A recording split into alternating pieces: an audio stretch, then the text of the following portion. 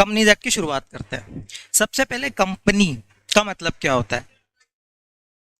Hello, एक minute. Hello, hello, full है यार ये। Hello, hello, hello, hello,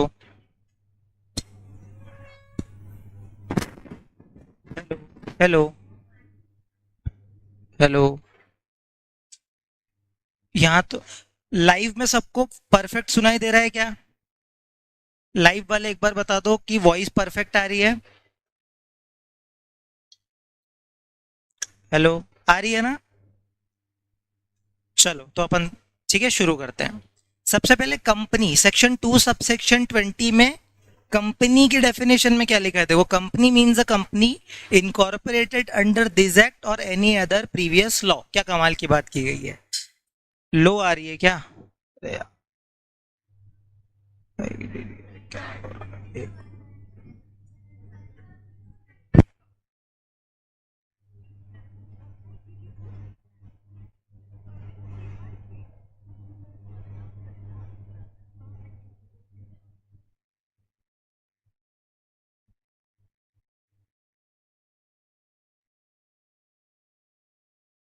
hello, hello.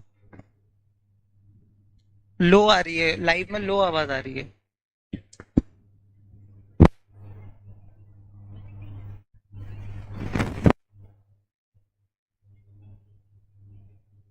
Hello, hello. हो गई ठीक? हेलो, लाइव में अब ठीक हो गई आवाज? हाँ बोलो, हाँ। लाइव वाले ठीक है। चलो, तो हमने क्या बोला? कंपनी लाइव में परफेक्ट आ रही है ना? यहाँ तो सुनाई दे जाएगी। हेलो। चलो, चलो अब मैं स्टार्ट कर रहा हूँ, ठीक है? आपको डिस्टरबेंस नहीं चाहिए। चलो, लाइव में बताते रहना आवाज में कोई भी इशू आए तो। ठीक है, चलो।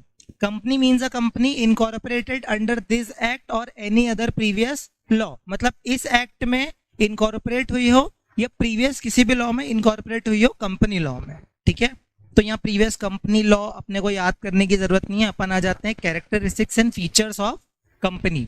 तो जैसा अपन ने बहुत बार पढ़ चुके हैं अपन की, आर्टिफिशियल पर्सन होती है, सेपरेट लीगल एंटिटी होती है, ठीक है, उसका परपेचुअल सक्सेशन होता है, सेपरेट प्रॉपर्टी वो होल्ड कर सकती है, कॉमन सील हो भी सकती है, नहीं भी हो सकती है, capacity to sue and to be sued, transferable share उसके ट्रांसफरेबल होते हैं, ठीक है, सेपरेट मैनेजमेंट होता है, लाइबिलिटी लिमिटेड होती है। ऐसे हमने फीचर्स पढ़े हुए हैं। अब अपन कीवर्ड के साथ इसको याद करने वाले हैं। देखो, आर्टिफिशियल पर्सन सबको पता है कि क्रिएटेड बाय लॉ, मतलब जैसे हम नेचुरली जन्म लेते हैं इंसान, वैसे ही कंपनी कैसे जन्म लेगी? ऑपरेशन ऑफ लॉ के द्वारा। तो एग्जिस्टेंस में आती है बाय ऑपरेशन ऑफ लॉ। ठीक है, पहला कीवर्ड अपने को क्या याद करना है? Operation of law. उसके बाद सर्टेन राइट्स एंड ऑब्लिगेशन आ जाती है जैसे ही वो रजिस्टर हो जाती है। मतलब कुछ उसको अधिकार आ जाते हैं, ठीक है, और कुछ उसकी ऑब्लिगेशंस, उसके दायित्व भी आ जाते हैं जब वो एक आर्टिफिशियल पर्सन की तरह जन्म ले लेती है लॉ के द्वारा। तो कीवर्ड क्या क्या हो गए? Operation of law, certain rights and obligation और आर्टिफिशियल पर्सन। बहुत बढ़िया। उसके बाद सेपरेट लीगल एंटिटी का मतलब क्या है? कंपनी और उसके मेंबर्स क्या है? अलग अलग है, दोनों का अलग अलग एग्जिस्टेंस है। इसीलिए कीवर्ड क्या मार्क किया हुआ है? Known by its own name, खुद के नाम से जानी जाती है। जैसे रिलायंस को अपन रिलायंस ही बोलेंगे, मुकेश अंबानी की कंपनी नहीं बोलेंगे, क्योंकि वो रिलायंस है। मुकेश अंबानी अलग है, रिलायंस अलग है। फिर बॉडी कॉर्पोरेट बन जाती है, ठीक है, जो नाम मेमोरेंडम में लिखा है उस नाम से जानी जाएगी और बॉडी कॉर्पोरेट कहलाएगी। ठीक है, फिर अपने मेंबर से क्या है? डिस्टिंक्ट है और सेपरेट है। ठीक है, मेंबर अलग है, कंपनी अलग है। और मेंबर जो है उसका कोई इंश्योरेबल इंटरेस्ट नहीं होता। मतलब मेंबर ये नहीं बोल सकता कि ये तो प्रॉपर्टी मेरी है, नहीं, कंपनी की प्रॉपर्टी किसकी है? कंपनी की। तो कीवर्ड क्या क्या हो गए? ओन नेम एक कीवर्ड हो गया, body corporate, content in the memorandum association, मतलब मेमोरेंडम में जो नाम लिखा है उस नाम से जानी जाएगी, डिस्टिंक्ट और सेपरेट है अपने मेंबर से, और मेंबर का कोई भी इंश्योरेबल इंटरेस्ट नहीं होता। हो रहा है याद? ठीक है, यही यही अपने को याद करना है। चलो अब कुछ केस लॉस, जो फेमस केस लॉ होता है, जैसे सैलोमन का मेन क्रक्स क्या था कि सैलोमन को क्रेडिटर क्या बोल रहे थे भाई, कि मतलब अल्टीमेटली क्रक्स क्या निकला कि मेंबर और कंपनी अलग अलग है, तो भले सब कुछ ही उसने होल्ड कर रखा हो फिर भी कंपनी वो अलग है और सैलोमन अलग है। ठीक है, तो यही अपन ने कीवर्ड मार्क कर रखे कि सैलोमन जो है वो सारे शेयर का होल्डर था, सिक्योर्ड क्रेडिटर भी था, तो उसको सिक्योर्ड क्रेडिटर की तरह पे किया जाए। जैसे कंपनी में कभी भी जब पेमेंट किया जाता है, भैया बीच बीच में लो आ रही है, वॉइस थोड़ा पीछा है प्लीज।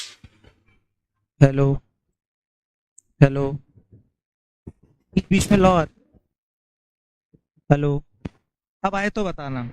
ठीक है, क्या बोल रहे हैं अपन, सारे शेयर भी अगर होल्ड कर रखे हैं तो क्या होता है, सबसे पहले अगर कंपनी जब भी लिक्विडेट होती है तो सबसे पहले सिक्योर्ड क्रेडिटर का पेमेंट किया जाता है, फिर अनसिक्योर्ड का किया जाता है, उसके बाद फिर बचा कुचा मेंबर्स को मिलता है। तो वो यही बोल रहा है कि सिक्योर्ड क्रेडिटर की तरह पेमेंट करेंगे, ऐसा नहीं कि सैलोमन की पूरी कंपनी हो गई। उसके बाद सेकंड केस लॉ में क्या था कि इसमें क्या था, एम्प्लॉयर एम्प्लॉय के बारे में बताया था कि भले ही कोई कुछ भी बोले लेकिन वो एज एन एम्प्लॉय काम कर रहा था कंपनी का, तो वो कंपनी का एम्प्लॉय ही माना जाएगा और उसको एम्प्लॉय कॉम्पनसेशन एक्ट के तहत जो भी कॉम्पनसेशन है वो मिलना चाहिए। इस मतलब ये सारे केस लॉ यही बात कर रहे हैं कि मेंबर एम्प्लॉय डायरेक्टर अलग है, कंपनी अलग है। ठीक है, इसमें भी यही बात की गई है कि देखो इंश्योरेंस कंपनी का कोई हक नहीं बनता प्रॉपर्टी पे, क्योंकि कंपनी की प्रॉपर्टी कंपनी की है, किसी का भी इंश्योरेबल इंटरेस्ट नहीं है। वही लिखा है, do not have insurable interest in the property owned by the company. बहुत बढ़िया। परपेचुअल सक्सेशन सबको पता है, कोई आए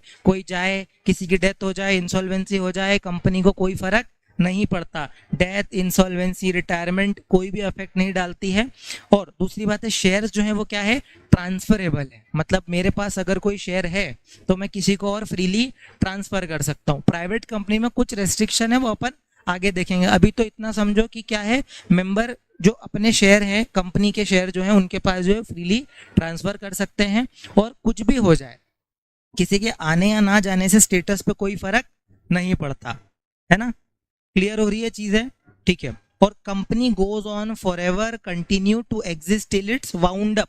मतलब क्या है, लॉ के द्वारा जन्म लेगी तो वाउंड अप या फिर उसका अंत भी लॉ के द्वारा ही होगा, इसीलिए वो कंटिन्यू टू एग्जिस्ट करेगी जब तक वो खुद वाउंड अप या फिर डिसॉल्व ना हो जाए। ठीक है, फिर सेपरेट प्रॉपर्टी, लॉ की आईज में तो क्या है, शेयर होल्डर जो है वो अलग है, कंपनी अलग है, तो शेयर होल्डर कभी भी ओनर, क्या क्या सेपरेट प्रॉपर्टी नहीं है। हाँ तो मतलब कॉमन सील है क्या, हाँ तो सेपरेट प्रॉपर्टी भी लिख सकते हैं। मतलब सेपरेट प्रॉपर्टी का क्या मतलब है कि कंपनी की प्रॉपर्टी कंपनी की ही रहेगी, यही लिखा हुआ है बस। अब कॉमन सील के बारे में क्या बात कर सकते हैं, देखो सब्सटेंशिएट इट्स एग्जिस्टेंस, इस वर्ड पे अपन गौर फरमाएंगे। सब्सटेंशिएट इट्स एग्जिस्टेंस मतलब हम एग्जिस्ट करते हैं, कंपनी एग्जिस्ट करती है, कैसे पता चलेगा, सब्सटेंशिएट करेगी, मतलब उस पर जोर डालेगी अपने एग्जिस्टेंस पे। कैसे बता पाएगी, जब वो साइन कर पाएगी डॉक्यूमेंट पे। लेकिन कंपनी क्या ऐसा होगा कि बिल्डिंग में से एक हाथ आएगा और साइन करके जाएगा, ऐसा नहीं होगा ना। इसीलिए उसको नेचुरल पर्सन के थ्रू ही क्या करना पड़ता है, काम करना पड़ता है। इसीलिए वो कॉमन सील का यूज कर सकती है, लेकिन अब वो क्या है, ऑप्शनल है। मतलब ऐसा नहीं है कि मैंडेटरी है, चाहे तो आप कॉमन सील यूज करो वरना ना भी करो तो मैंडेटरी नहीं है। तो substantiate its existence, sign on document, can not like natural person की तरह साइन नहीं कर सकती, इसीलिए कॉमन सील यूज करती है। तो ऐसी चीजों को ना लोरी गा के याद करते हैं। अपने एग्जिस्टेंस को सब्सटेंशिएट करने के लिए उसको साइन करना पड़ता है, लेकिन नेचुरल पर्सन की तरह साइन नहीं कर सकती, इसीलिए कॉमन सील यूज करनी पड़ती है। ठीक है, उसके बाद capacity to sue and to be sued, case कर भी सकती है और उस पर केस हो भी सकता है। मतलब वो चाहे तो किसी पे केस कर देगी, ठीक है, और उसके बाद खुद भी वो कोई उस पे केस कर सकता है। ठीक है, तो इतना ही याद करना है। फिर ट्रांसफरेबिलिटी ऑफ शेयर पे बात कर लेते हैं। देखो ऑलवेज ट्रांसफरेबल है, ठीक है, मेंबरशिप कभी भी चेंज हो सकती है, वर्किंग ऑफ कंपनी में असर नहीं होगा। मतलब मेरे शेयर मैंने किसी और को दे दिया, उसने किसी और को दे दिया, कोई फर्क नहीं पड़ता। क्या लिखा है, कितनी अच्छी लाइन लिखी है सी पॉइंट में, member may come and go और कंपनी तो फॉरएवर चलती ही रहेगी, किसी के आने या ना आने से फर्क नहीं पड़ता, आने जाने से फर्क नहीं पड़ता। और प्राइवेट कंपनी जो है उसमें सर्टेन रेस्ट्रिक्शन लगाई जाती है प्रोहिबिशन नहीं बोल रहे हैं, मतलब ये नहीं बोल रहे हैं कि आप ट्रांसफर कर ही नहीं सकते, कुछ रेस्ट्रिक्शन लगाएंगे, कर तो आप भी सकते हो, ठीक है। चलो फिर सेपरेट मैनेजमेंट, सिंपल सी बात है ना भाई, शेयर होल्डर जो है वो पार्टिसिपेट नहीं करते डे टू डे अफेयर्स में, कौन करते हैं, बोर्ड ऑफ डायरेक्टर्स करते हैं, मैनेजर्स करते हैं, ठीक है। तो शेयर होल्डर पार्टिसिपेट नहीं करते हैं, ठीक है। उसके बाद लिमिटेड लाइबिलिटी, मेंबर की लाइबिलिटी कितनी है, जितनी अनपेड अमाउंट है शेयर पे, ठीक है, जितना शेयर पे उसका अनपेड अमाउंट है नॉमिनल वैल्यू पे, उतने के लिए वो लाइबल होगा। क्रेडिटर जो है वो डायरेक्टली मेंबर को नहीं बोल सकते कि हमारा पैसा दो, जैसे रिलायंस कंपनी का कोई भी क्रेडिटर मुकेश अंबानी को नहीं बोल सकता कि आप मेरा पेमेंट दो, नहीं, रिलायंस ही देगी, क्योंकि रिलायंस कंपनी अलग है, ठीक है। फिर liability of the company unlimited होती है, लेकिन मेंबर लिमिटेड है, बच्चों वाले पॉइंट ही चल रहे हैं, देखो कंपनी की अनलिमिटेड, मेंबर की लिमिटेड, क्रेडिटर डायरेक्टली मेंबर को नहीं पकड़ सकते, और लाइबिलिटी किसकी, कंपनी की खुद की है, मतलब ओन है। उसके बाद शेयर गारंटी अनलिमिटेड, ये सब एमओए पे डिपेंड करता है, ये अपन आगे पढ़ेंगे कि गारंटी कंपनी क्या होती है, अनलिमिटेड क्या होती है, ठीक है। और इन सम केसेस मेंबर की लाइबिलिटी अनलिमिटेड भी हो सकती है, सब आगे पढ़ने वाले हैं अपन, ठीक है। नेशनैलिटी, ट्रांसफरेबिलिटी ऑफ शेयर्स में बस इतना बोला हुआ है कि शेयर एक, मतलब एक शेयर होल्डर अपने पास जो शेयर रखा हुआ है वो किसी को भी इजीली ट्रांसफर कर सकता है। ट्रांसफरेबिलिटी ऑफ शेयर्स पे कोई रेस्ट्रिक्शन नहीं है, लेकिन प्राइवेट कंपनी पे कुछ रेस्ट्रिक्शन है, उस पर प्रोहिबिशन नहीं है, ठीक है, इतना ही है बस वो। चलो अब नेशनैलिटी, मतलब ये कोई इंसान तो है नहीं कि उसकी सिटीजनशिप होगी, तो can not be a citizen, लेकिन नेशनैलिटी या फिर रेसिडेंस तो हो सकता है। रेसिडेंस कैसे हो सकता है, रेसिडेंस ऐसे होता है उसमें बहुत अलग अलग चीजें देखनी पड़ती है, आपके सिलेबस में नहीं है, सिर्फ इतना याद रखो कंपनी रेसिडेंट होनी चाहिए और नेशनैलिटी मैटर करती है, लेकिन सिटीजनशिप होती ही नहीं है क्योंकि वो एक इंसान नहीं है ना। उसके बाद lifting of corporate wheel, very very important, बहुत इंपॉर्टेंट कॉन्सेप्ट है, मतलब कंपनी में सभी इंपॉर्टेंट है क्योंकि 20 नंबर का आएगा और छोटा सा चैप्टर है तो कुछ भी पूछ सकते हैं। तो कॉर्पोरेट व्हील से बहुत सारी केस स्टडी बन सकती है। देखो क्या है, company is a separate corporate personality, ये वर्ड बहुत इंपॉर्टेंट है, सेपरेट कॉर्पोरेट पर्सनैलिटी, ठीक है। तो ये भी लिख करके आना पड़ेगा अपने को, सेपरेट कॉर्पोरेट पर्सनैलिटी, ठीक है। सेपरेट कॉर्पोरेट पर्सनैलिटी मतलब क्या, company is in the law, ठीक है, सेपरेट होती है अपने मेंबर से, पढ़ लिया अपन ने, तो सेपरेट कॉर्पोरेट पर्सनैलिटी एक कीवर्ड हो गया।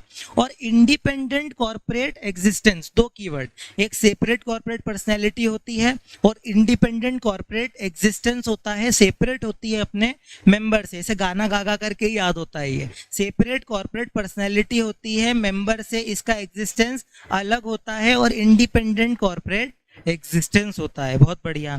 आर्टिफिशियल पर्सन है, खुद के नाम से जानी जाती है, खुद के नाम से प्रॉपर्टी होल्ड कर सकती है, स्यू कर सकती है, खुद भी स्यू हो सकती है, कॉन्ट्रैक्ट कर सकती है, ठीक है, यही था बस। अब लिफ्टिंग ऑफ कॉर्पोरेट व्हील क्या है, देखो भाई, कॉर्पोरेट व्हील, व्हील का क्या मतलब होता है, पर्दा, ठीक है, ढके हुए लोग है, मतलब क्या है, लॉ क्या है, क्लोड या फिर व्हील्ड कर रखा है लॉ ने कंपनी को एक डिस्टिंक्ट पर्सनैलिटी के पीछे, तो क्लोड और व्हील्ड याद रखना है, डिस्टिंक्ट पर्सनैलिटी याद रखना है। But even then it is association of natural person. अब आप कितना ही गाना गा लो कि सेपरेट लीगल एंटिटी है, लेकिन सही बात तो यह है कि वो क्या है, मतलब अलग है ना, नेचुरल पर्सन ही उसको चला रहे हैं, है ना। तो अगर नेचुरल पर्सन चला रहे हैं तो ऐसे केस में इंडीड है कि बेनिफिशियल ओनर तो वही है, मतलब इसका ये मतलब है कि नेचुरल पर्सन, फॉर एग्जांपल अपन ने मिलके कंपनी चलाई तो अपन अपना फायदा देखने के लिए तो कंपनी चला रहे हैं ना, भले ही कंपनी अलग है लेकिन फायदा तो अपने को ही हो रहा है, इसीलिए बेनिफिशियल ओनर अपन है, ठीक है। Being an artificial person company can not act on itself, ठीक है, वो नेचुरल पर्सन के थ्रू ही एक्ट करेगी। तो क्या है, सिंपल है, देखो डिस्टिंक्ट कॉर्पोरेट पर्सनैलिटी, फिर क्या हुआ हमारा, ये क्या, एक तो सेपरेट कॉर्पोरेट पर्सनैलिटी, दूसरा इंडिपेंडेंट कॉर्पोरेट एग्जिस्टेंस, फिर हम बोलते हैं क्लोड है, व्हील्ड है, डिस्टिंक्ट पर्सनैलिटीज है ना। बेनिफिशियल ओनर तो नेचुरल पर्सन ही कहलाएंगे क्योंकि कंपनी खुद से काम नहीं कर सकती, कैन नॉट एक्ट इटसेल्फ, तो नेचुरल पर्सन के थ्रू ही करेगी। तो अब काम का पॉइंट आ रहा है कि जब आप ये बात बोल रहे हो ना कि नेचुरल पर्सन चलाएंगे, तो आप उसको लेजिटिमेट पर्पस की तरह यूज करो, कोई फ्रॉड या फिर क्रिमिनल एक्टिविटी करने के लिए यूज मत करो। मतलब आपको फ्रॉड नहीं करना है, कोई क्रिमिनल एक्टिविटी नहीं करनी है, आपको इलेजिटिमेट एक्टिविटी नहीं करनी है, आपको लेजिटिमेट पर्पस के लिए काम करना है। और अगर आपने ऐसा कुछ गंदा काम किया तो हम क्या करेंगे, उस व्हील को क्या कर देंगे, कॉर्पोरेट पर्सनैलिटी को ब्रोक, मतलब तोड़ देंगे और हम लिफ्ट कर देंगे, उठा देंगे, पियर्स कर देंगे क्या,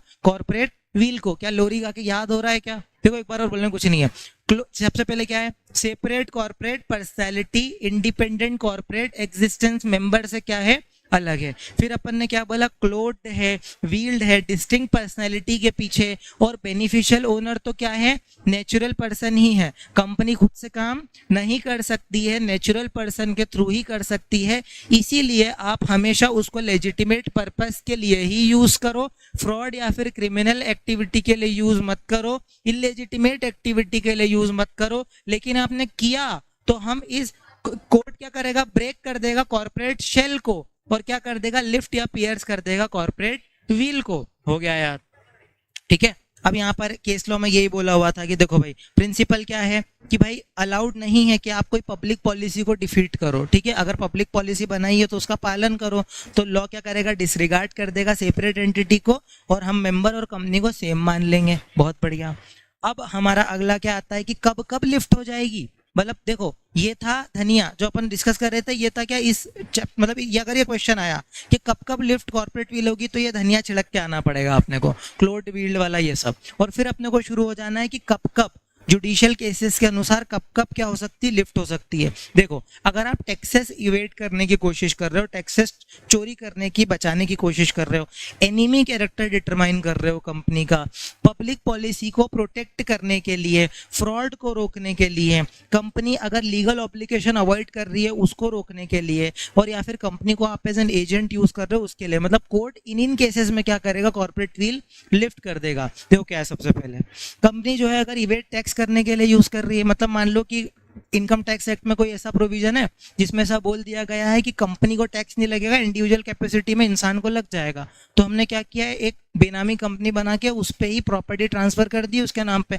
हम क्या करना चाह रहे हैं, इवेट करना चाह रहे हैं। तो इवेजन ऑफ टैक्स अगर करोगे तो कोर्ट आपकी कॉर्पोरेट व्हील को लिफ्ट कर देगा। फिर एनिमी कैरेक्टर डिटरमाइन करना। देखो भाई, कंपनी जो है वो ना तो किसी की एनिमी हो सकती है ना फ्रेंड हो सकती है, लेकिन ड्यूरिंग द वॉर क्या होता है, हम कॉर्पोरेट व्हील लिफ्ट हो सकती है identity of person behind and determine whether the enemy और द फ्रेंड। मतलब ऐसा हो सकता है ना कि हमारा एनिमी कंपनी बना करके हमारे ही मतलब पैसे लूट रहा है या फिर कुछ ऐसा गलत काम कर रहा है, तो ये एनिमी फ्रेंड कैरेक्टर जो है ड्यूरिंग दी वॉर हम क्या करेंगे, उसके बिहाइंड आइडेंटिटी को मतलब मद्देनजर रखते हुए हो सकता है कि हम उसको लिफ्ट कर दें और उसके पीछे जो एनिमी है या फ्रेंड है पता लगा सके। समझ रहे हो, मतलब पर्दे के पीछे हमारा एनिमी है या फिर फ्रेंड है, उसकी आइडेंटिटी को पता करने के लिए हम क्या कर सकते हैं, कॉर्पोरेट व्हील को लिफ्ट कर सकते हैं। ठीक है, उसके बाद केस लॉ में क्या है, एक एलियन कंपनी थी, है ना, ट्रेडिंग विद द एनिमी कर रहे थे, तो भाई ये तो अलाउड ही नहीं है। ठीक है, तो अगर आप एलियन कंपनी के साथ कुछ भी करोगे तो हम क्या करेंगे, कॉर्पोरेट व्हील को लिफ्ट कर देंगे। फिर पब्लिक पॉलिसी को प्रोटेक्ट करने के लिए विदाउट हेजिटेशन, बिना झिझक के हम क्या करेंगे, अगर पब्लिक पॉलिसी का नुकसान हो रहा है तो हम क्या करेंगे भाई, ट्रांजैक्शन को क्या वॉइड डिक्लेयर करके क्या करेंगे, कॉर्पोरेट व्हील लिफ्ट कर देंगे। ठीक है, conflict with the public policy. ठीक है, फिर फ्रॉड को प्रिवेंट करने के लिए अगर आप डिफ्रॉड कर रहे हो क्रेडिटर को, आप कंपनी का सहारा लेकर के कैसे भी फ्रॉड करने की कोशिश कर रहे हो, और उसके बाद लीगल ऑब्लिगेशन को मतलब आप अवॉइड कर रहे हो, tries to avoid legal obligation. मतलब क्या है, फॉर एग्जांपल दे दे अपन, मान लो कि पॉल्यूशन कंट्रोल बोर्ड ने आप पे बहुत सारी पेनल्टी ठोक दी, है ना, और ऐसा कोई प्रोविजन है कि कंपनी पे नहीं लगेगी, तो आपने क्या किया, बोला मैंने थोड़ी करा, कंपनी ने किया।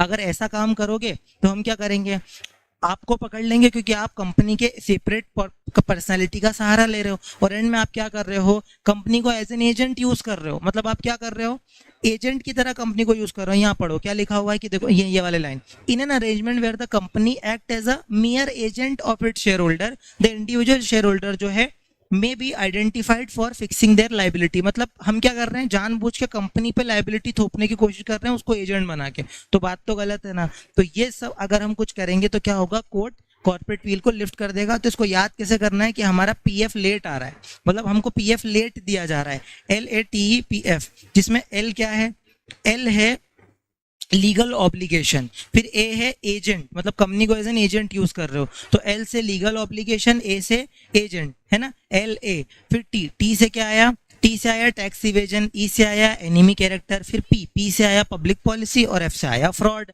एक बार और याद करेंगे, एल से क्या है लीगल ऑब्लिगेशन, ए से एजेंट, फिर टी से क्या था टैक्सेस, ई से एनिमी कैरेक्टर, उसके बाद आपका पी से पब्लिक पॉलिसी और एफ से फ्रॉड। याद हो जाएगा, कौन सा अंडरलाइन करना है, हो गया क्या यार, पास वाले से देख लो फटाफट। हो गया? बुक में नहीं है? क्या नहीं है बुक में? Public policy. तो कोई बात नहीं, सिर्फ इतना याद रखना, पब्लिक पॉलिसी से अगर अपन कुछ भी विरुद्ध करते हैं तो मतलब कॉर्पोरेट भी लिफ्ट हो जाएगी, इतना याद रखना, ठीक है।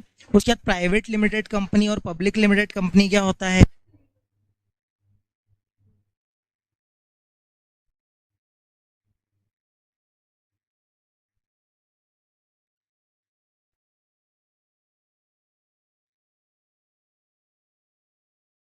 चलो, प्राइवेट लिमिटेड कंपनी क्या होता है? चैट में यस लिखते जाओ सब, समझ में आ रहा हो तो। चलो, चलो प्राइवेट लिमिटेड कंपनी में क्या बोला हुआ है?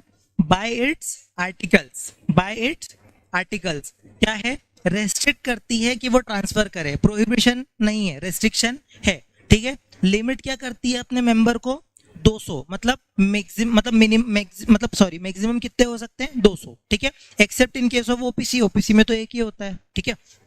फिर prohibit any invitation to public to subscribe is security, मतलब ऐसा नहीं कर सकते कि आप आईपीओ लेकर के आ जाओ, उसका अधिकार सिर्फ पब्लिक कंपनी को होता है, प्राइवेट ऐसे काम नहीं कर सकती। तो आर्टिकल के द्वारा रेस्ट्रिक्ट करती है भैया, क्या बोल रहे हैं, चलो, रेस्ट्रिक्ट ट्रांसफर कर सकती है, लिमिट कर सकती है अपने मेंबर को 200 तक। ओपीसी जो है उस पर ये एप्लीकेबल नहीं होगा। इनविटेशन नहीं ले सकती पब्लिक से कि मेरी सिक्योरिटी सब्सक्राइब करो, ठीक है। अब मान लो जॉइंट मेंबर है ना, मान लो 100 शेयर मिलके, मतलब 100 लोग मिलके एक ही शेयर होल्ड कर रहे हैं, 2-3 लोग, 4 लोग, 5 लोग, कितने ही मिलके अगर एक ही शेयर होल्ड कर रहे हैं तो उसको एक ही शेयर होल्डर माना जाएगा, मतलब एक शेयर का एक ही क्या होगा?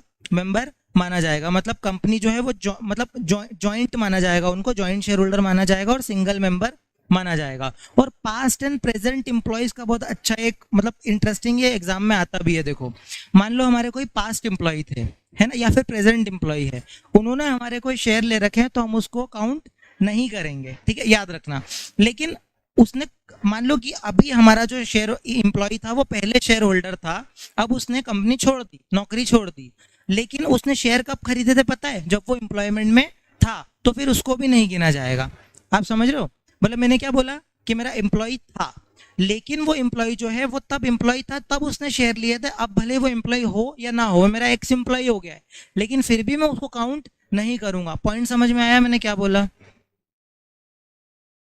नहीं, मैंने क्या बोला कि अगर मान लो कंपनी छोड़ दी और फिर नए शेयर खरीदे तो मैं उसको शेयर होल्डर मानूंगा, लेकिन जब वो एम्प्लॉय की कैपेसिटी में था, अगर तब उसने शेयर खरीद लिए तो फिर उसको क्या शेयर होल्डर नहीं माना जाएगा। मतलब कंक्लूजन क्या निकला कि पास्ट और प्रेजेंट एम्प्लॉय को हम काउंट ही नहीं करेंगे। केस स्टडी में क्वेश्चन भी था, सब कंफ्यूज हुए थे, पास्ट प्रेजेंट दोनों को एक्सक्लूड करेंगे भले ही, और शर्त क्या है कि जब उसने शेयर खरीदे थे तब उसको एम्प्लॉयमेंट में होना पड़ेगा, ठीक है। आया समझ में? तो कीवर्ड क्या क्या हो गए? Having being formerly in the employment when the members of the company, जब मतलब एम्प्लॉयमेंट में था, है ना, मेंबर भी था, while in that employment continue करता है टू बी अ मेंबर, तो और एम्प्लॉय सीज कर देता है तो भी इंक्लूड नहीं। मतलब इसका पूरा लाइन वही थी कि मान लो कि जब एम्प्लॉय था तब उसने शेयर खरीदे, बाद में भले उसने नौकरी छोड़ दी, फर्क नहीं पड़ता, क्योंकि शेयर कब खरीदे थे? जब वो एम्प्लॉय था, इसलिए पास्ट और प्रेजेंट एम्प्लॉय काउंट नहीं होते। लेकिन मान लो जब वो एम्प्लॉयमेंट में था, जब शेयर वेयर नहीं खरीदे थे, नौकरी छोड़ने के बाद शेयर खरीदे तो फिर नॉर्मल शेयर होल्डर। आ गई बात समझ में? ठीक है, किसी को कुछ डाउट है क्या? क्योंकि इससे केस स्टडी बनती है भैया, है ना। चलो, उसके बाद पब्लिक लिमिटेड कंपनी पे आते हैं। पब्लिक लिमिटेड कंपनी पता है प्राइवेट नहीं होती। मतलब सबसे पहले तो हमने क्या बोला कि पब्लिक क्या होती है? जो प्राइवेट नहीं है, ठीक है। उसके बाद subsidiary of a company not being a private company, ये बहुत इंपॉर्टेंट लाइन है, देखो क्या बोला है। वो प्राइवेट कंपनी नहीं है और उसकी कोई सब्सिडरी है तो सर्टेन पर्पस के लिए उसको भी पब्लिक माना जाएगा, ठीक है। इसका एक डिटेल्ड लॉजिक है जो अभी कवर नहीं हो सकता, अभी आपको सिर्फ इतना याद करने के लिए इतना बता रहा हूँ कि मान लो कोई कंपनी है जो प्राइवेट नहीं है, अदर देन प्राइवेट है, और उसकी कोई सब्सिडरी है, तो उसको कुछ सर्टेन पर्पस के लिए पब्लिक माना जाएगा, ऐसे याद रख लो। मतलब मैंने क्या बोला कि एक प्राइवेट कंपनी है, मतलब प्राइवेट कंपनी नहीं है, पब्लिक कंपनी है, not being a private company, और उसकी कोई सब्सिडरी है तो उसको सर्टेन पर्पस के लिए पब्लिक माना जाएगा, ठीक है। इतना याद रखो, ठीक है। इसका डिटेल आपको डिटेल लेक्चर में कवर होगा, लेकिन यहाँ अपने को पब्लिक की सब्सिडरी तो हमेशा पब्लिक है, लेकिन प्राइवेट नॉट, मतलब ऐसी कंपनी जो प्राइवेट नहीं है उसकी कोई सब्सिडरी है तो जनरल कुछ रेस्ट्रिक्शंस के साथ कुछ कंडीशंस को लगा करके उसको भी पब्लिक माना जाएगा, ठीक है, इतना याद रखो, ठीक है। अब पब्लिक और प्राइवेट का डिफरेंस पढ़ लेते हैं अपन। देखो पब्लिक कंपनी और प्राइवेट कंपनी, इसके क्या डिफरेंस है देखो। सबसे पहले free to accept, can not accept, ठीक है। ये पब्लिक डिपॉजिट एक्सेप्ट कर सकती है, ये नहीं कर सकती है। यहाँ पे मिनिमम 7 मेंबर है, लेकिन यहाँ पर कितने, 2 ही मेंबर है। यहाँ पर कोई लिमिट नहीं है मैक्सिमम मेंबर की पब्लिक में, लेकिन यहाँ पर 200 की लिमिट है। यहाँ पर फ्रीली ट्रांसफरेबल है इसके शेयर, यहाँ पर कुछ रेस्ट्रिक्शन लगा के ट्रांसफरेबल है। यहाँ पे 3 डायरेक्टर है, यहाँ पे 2 डायरेक्टर है। पब्लिक इन्विटेशन यहाँ पर अलाउड है, यहाँ पे प्रोहिबिट है। क्या सिंपल है क्या, मतलब वही जो अपन ने पढ़ा। इसको याद करने का तरीका कैसा है, हमारे जो भी रिश्तेदार होते हैं, ठीक है, हम नहीं चाहते कि वो हमारे साथ सोशल मीडिया पे ऐड हो, लेकिन हमारी मासी ने क्या किया, हमको डीएम कर दिया। क्या किया, हमारी मासी ने हमको डीएम कर दिया। एम से क्या हुआ, मिनिमम मेंबर। ए से क्या हुआ, acceptance of public deposit. S से ट्रांसफरेबिलिटी ऑफ शेयर्स। आई से पब्लिक इन्विटेशन, फिर एक और एम से मैक्सिमम मेंबर, और उसके बाद डायरेक्टर्स। तो मासी ने डीएम कर दिया। ये पब्लिक प्राइवेट के डिफरेंस अपने को ऐसे याद होंगे। एम से मिनिमम मेंबर, ए से acceptance of public deposit, S से ट्रांसफरेबिलिटी ऑफ शेयर का एस, आई से पब्लिक इन्विटेशन, फिर एम डीएम, डी से director, minimum number of director, M से मैक्सिमम मेंबर। याद हो गया, ठीक है, स्पीड सही है, चले। चलो अब वेरियस काइंड ऑफ कंपनीज के बारे में बात कर लेते हैं। अगेन बहुत इंपॉर्टेंट है, एग्जाम में भर भर के क्वेश्चन पूछते हैं, डायरेक्ट भी और केस स्टडी भी। देखो वेरियस काइंड ऑफ कंपनी कैसी है, देखो भाई। सबसे पहले लाइबिलिटीज के बेसिस पे कंपनी या तो शेयर से लिमिटेड हो सकती है, या गारंटी से लिमिटेड हो सकती है, या फिर अनलिमिटेड कंपनी हो सकती है। देखो शेयर से कैसे लिमिटेड होगी, मान लो हम सब ने कंपनी बनाई और हम सब ने शेयर खरीदे, तो शेयर में मान लो कि हम लोगों ने 10 रुपए का एक शेयर था, लेकिन अभी तक 5 रुपए ही पे करे, तो हमको मैक्सिमम 5 रुपए ही और पे करने के लिए बुलाया जा सकता है। इसके अलावा हमको कोई भी पैसा नहीं देना है, मतलब अनपेड अमाउंट जो हमारे शेयर पे है। मतलब फॉर एग्जांपल किसी ने 1000 शेयर खरीदे, किसी ने 10,000 शेयर खरीदे, जितने भी शेयर खरीदे उनके रिस्पेक्टिव होल्डिंग में जितना भी अनपेड अमाउंट है, सिर्फ उतना ही मेंबर लाइबल होगा, ठीक है।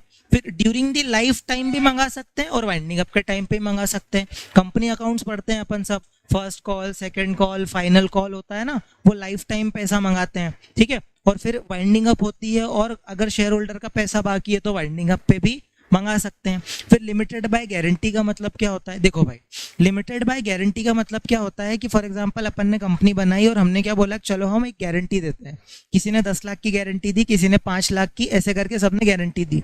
और क्या बोला गया कि वाइंडिंग अप के टाइम पे अगर जरूरत पड़ेगी, मान लो कंपनी जो है वो क्या उसके डेट्स चुका नहीं पा रही है, तो हम क्या करेंगे, गारंटी वाले शेयर होल्डर को बुला करके जितना भी लगता है, पूरा का पूरा नहीं मंगाएंगे, जितनी जरूरत है उतना पैसा गारंटी का मंगा लेंगे। ये कॉन्सेप्ट बोलता है, लेकिन सिर्फ वाइंडिंग अप पे ही मंगाएंगे, लाइफ टाइम नहीं मंगाएंगे। मतलब ऐसा नहीं कि कोई हमारा कोई प्रोजेक्ट नया है और हमको पैसों की जरूरत है तो गारंटी का पैसा मंगा लो, नहीं, हम सिर्फ वाइंडिंग अप के टाइम पे ही मंगा सकते हैं। तो कीवर्ड क्या हो गए, लिमिटेड बाय एमओए। गारंटी का जो पैसा है वो हमको कंट्रीब्यूट करना है जब हम वाइंड अप हो रहे। देखो सारे के सारे वही कीवर्ड हाईलाइटेड है, लिमिटेड एमओए में है, गारंटी के अमाउंट से कंट्रीब्यूट कब करेंगे, जब वाइंड अप करेंगे। और लिमिटेड बाय गारंटी जो होती है वो कैन बी फाउंड विद और विदाउट शेयर कैपिटल। ये भी बहुत तगड़ा पॉइंट है। देखो शेयर कैपिटल हो भी सकती है, नहीं भी हो सकती है। जैसे फॉर एग्जाम्पल अपन ने कंपनी बनाई और हमने बोला कि चलो गारंटी का पैसा भी दो और शेयर भी ले लो, मतलब हमारे यहाँ शेयर कैपिटल भी है। तो मान लो मैंने 10,000 तो शेयर खरीद लिए और 10 लाख की गारंटी भी दे दी, मतलब मैंने शेयर भी खरीदे और मैंने गारंटी भी दी है।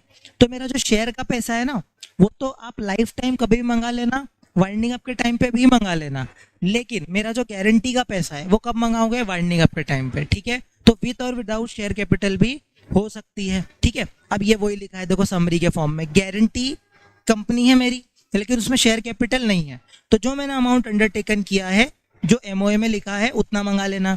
और गारंटी अगर शेयर कैपिटल है तो अनपेड शेयर का पैसा भी मंगा सकते हो और अमाउंट अंडरटेकन भी मंगा सकते हो, ठीक है, कोई दिक्कत। चलो अब गारंटी का जो अमाउंट है वाइंडिंग अप, बार बार यही चीज है, वाइंडिंग अप के टाइम पे मंगाओगे, ठीक है। उसके बाद अनलिमिटेड कंपनी, ये ऐसी कंपनी है भाई जिसमें मेंबर की ही अनलिमिटेड लायबिलिटी हो जाएगी। नॉट हैविंग एनी लिमिट, मतलब जितना पैसा मतलब कंपनी को चाहिए उतना देना पड़ेगा, मतलब लाइबिलिटीज किसको चुकानी पड़ेगी, मेंबर को चुकानी पड़ेगी। ईच मेंबर एक्सटेंड हो जाता है whole amount of the company's debt, मतलब जितना कंपनी को पैसा देना आउटसाइडर को उतना ही मेंबर की भी लाइबिलिटी बन जाती है, इसलिए वो अनलिमिटेड है। और member is liable towards company only, लेकिन ये बात याद रखना, भले उसकी अनलिमिटेड लाइबिलिटी है लेकिन क्रेडिटर सीधे शेयर होल्डर को नहीं पकड़ सकता। कंपनी का मतलब हम कंपनी के लिए लाइबल हैं, हम कंपनी को पैसा देंगे, कंपनी क्रेडिटर्स को चुकाएगी। आई बात समझ में? ठीक है। अब ये एक और समरी देख लो, बहुत सिंपल समरी देखो। लिमिटेड बाय शेयर्स में क्या होता है, अनपेड अमाउंट का पैसा मंगाया जाता है, लेकिन लिमिटेड बाय गारंटी में क्या होता है, गारंटी का पैसा मंगाया जाता है जो शेयर होल्डर अंडरटेक करता है। ठीक है।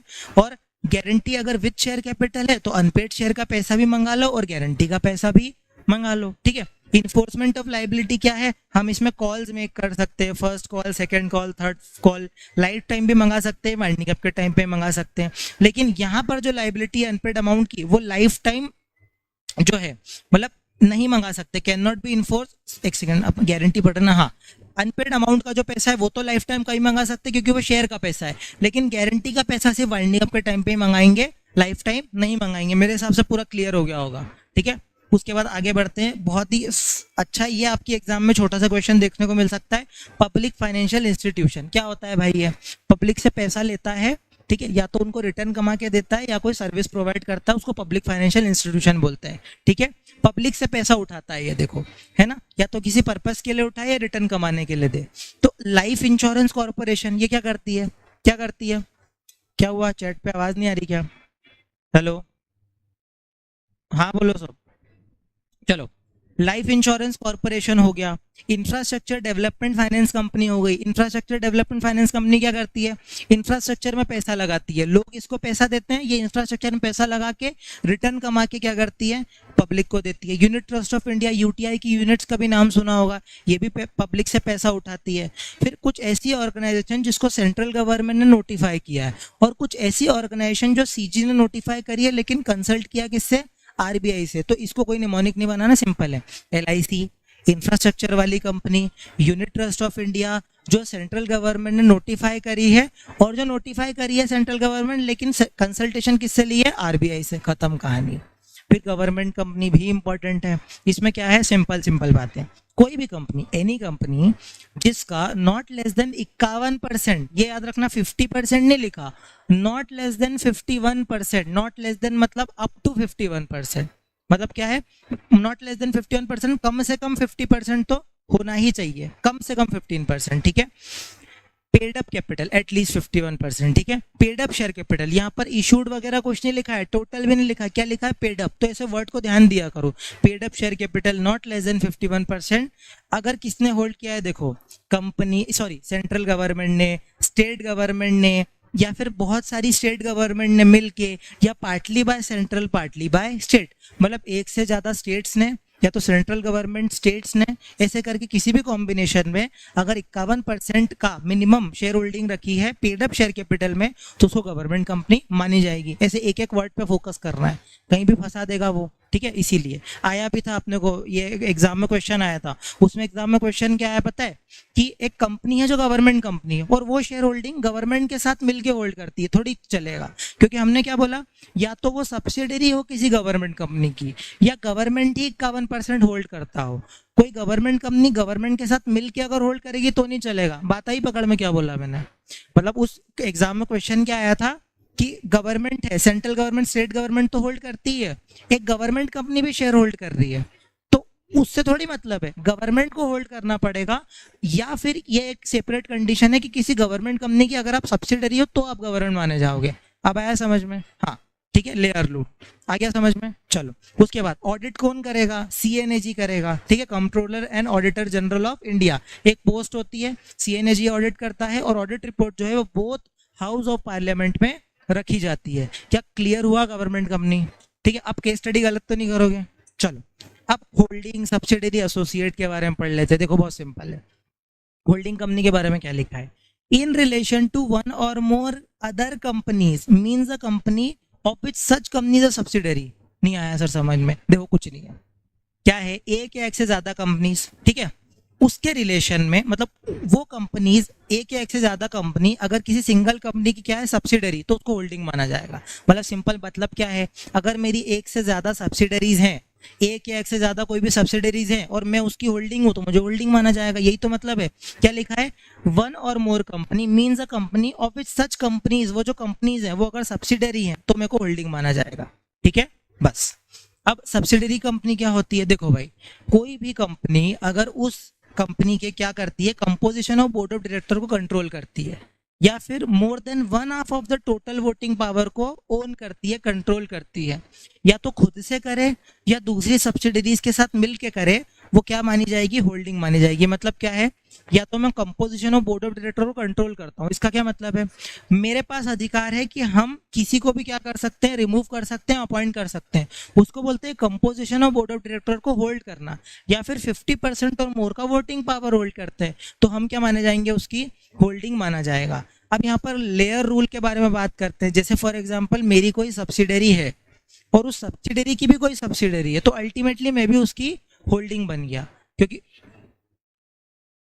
हाँ वो भी जरूरी है। लेकिन अभी अपने को क्या, मतलब सिंपल रूल क्या है कि मैं होल्डिंग हूँ, मेरी कोई सब्सिडरी, उसकी भी कोई सब्सिडरी है, तो फिर मैं उसकी होल्डिंग माना जाऊंगा। लेकिन अभी तक गवर्नमेंट ने प्रेस्क्राइब कितना किया है, बियॉन्ड 2, मतलब अभी तक जनरली 2 है, गवर्नमेंट और प्रेस्क्राइब कर सकती है, लेकिन जनरली अपन 2 लेयर तक उसको मान के चलते हैं। ठीक है, अब कंपनी जो है, to be a subsidiary company of the holding company, control का मतलब क्या है, is referred to above is another subsidiary. इसका क्या मतलब है कि अगर मान लो मेरी कोई सब्सिडरी है और उसकी भी एक सब्सिडरी है, तो अल्टीमेटली मैं ही उसको होल्ड कर रहा हूँ ना।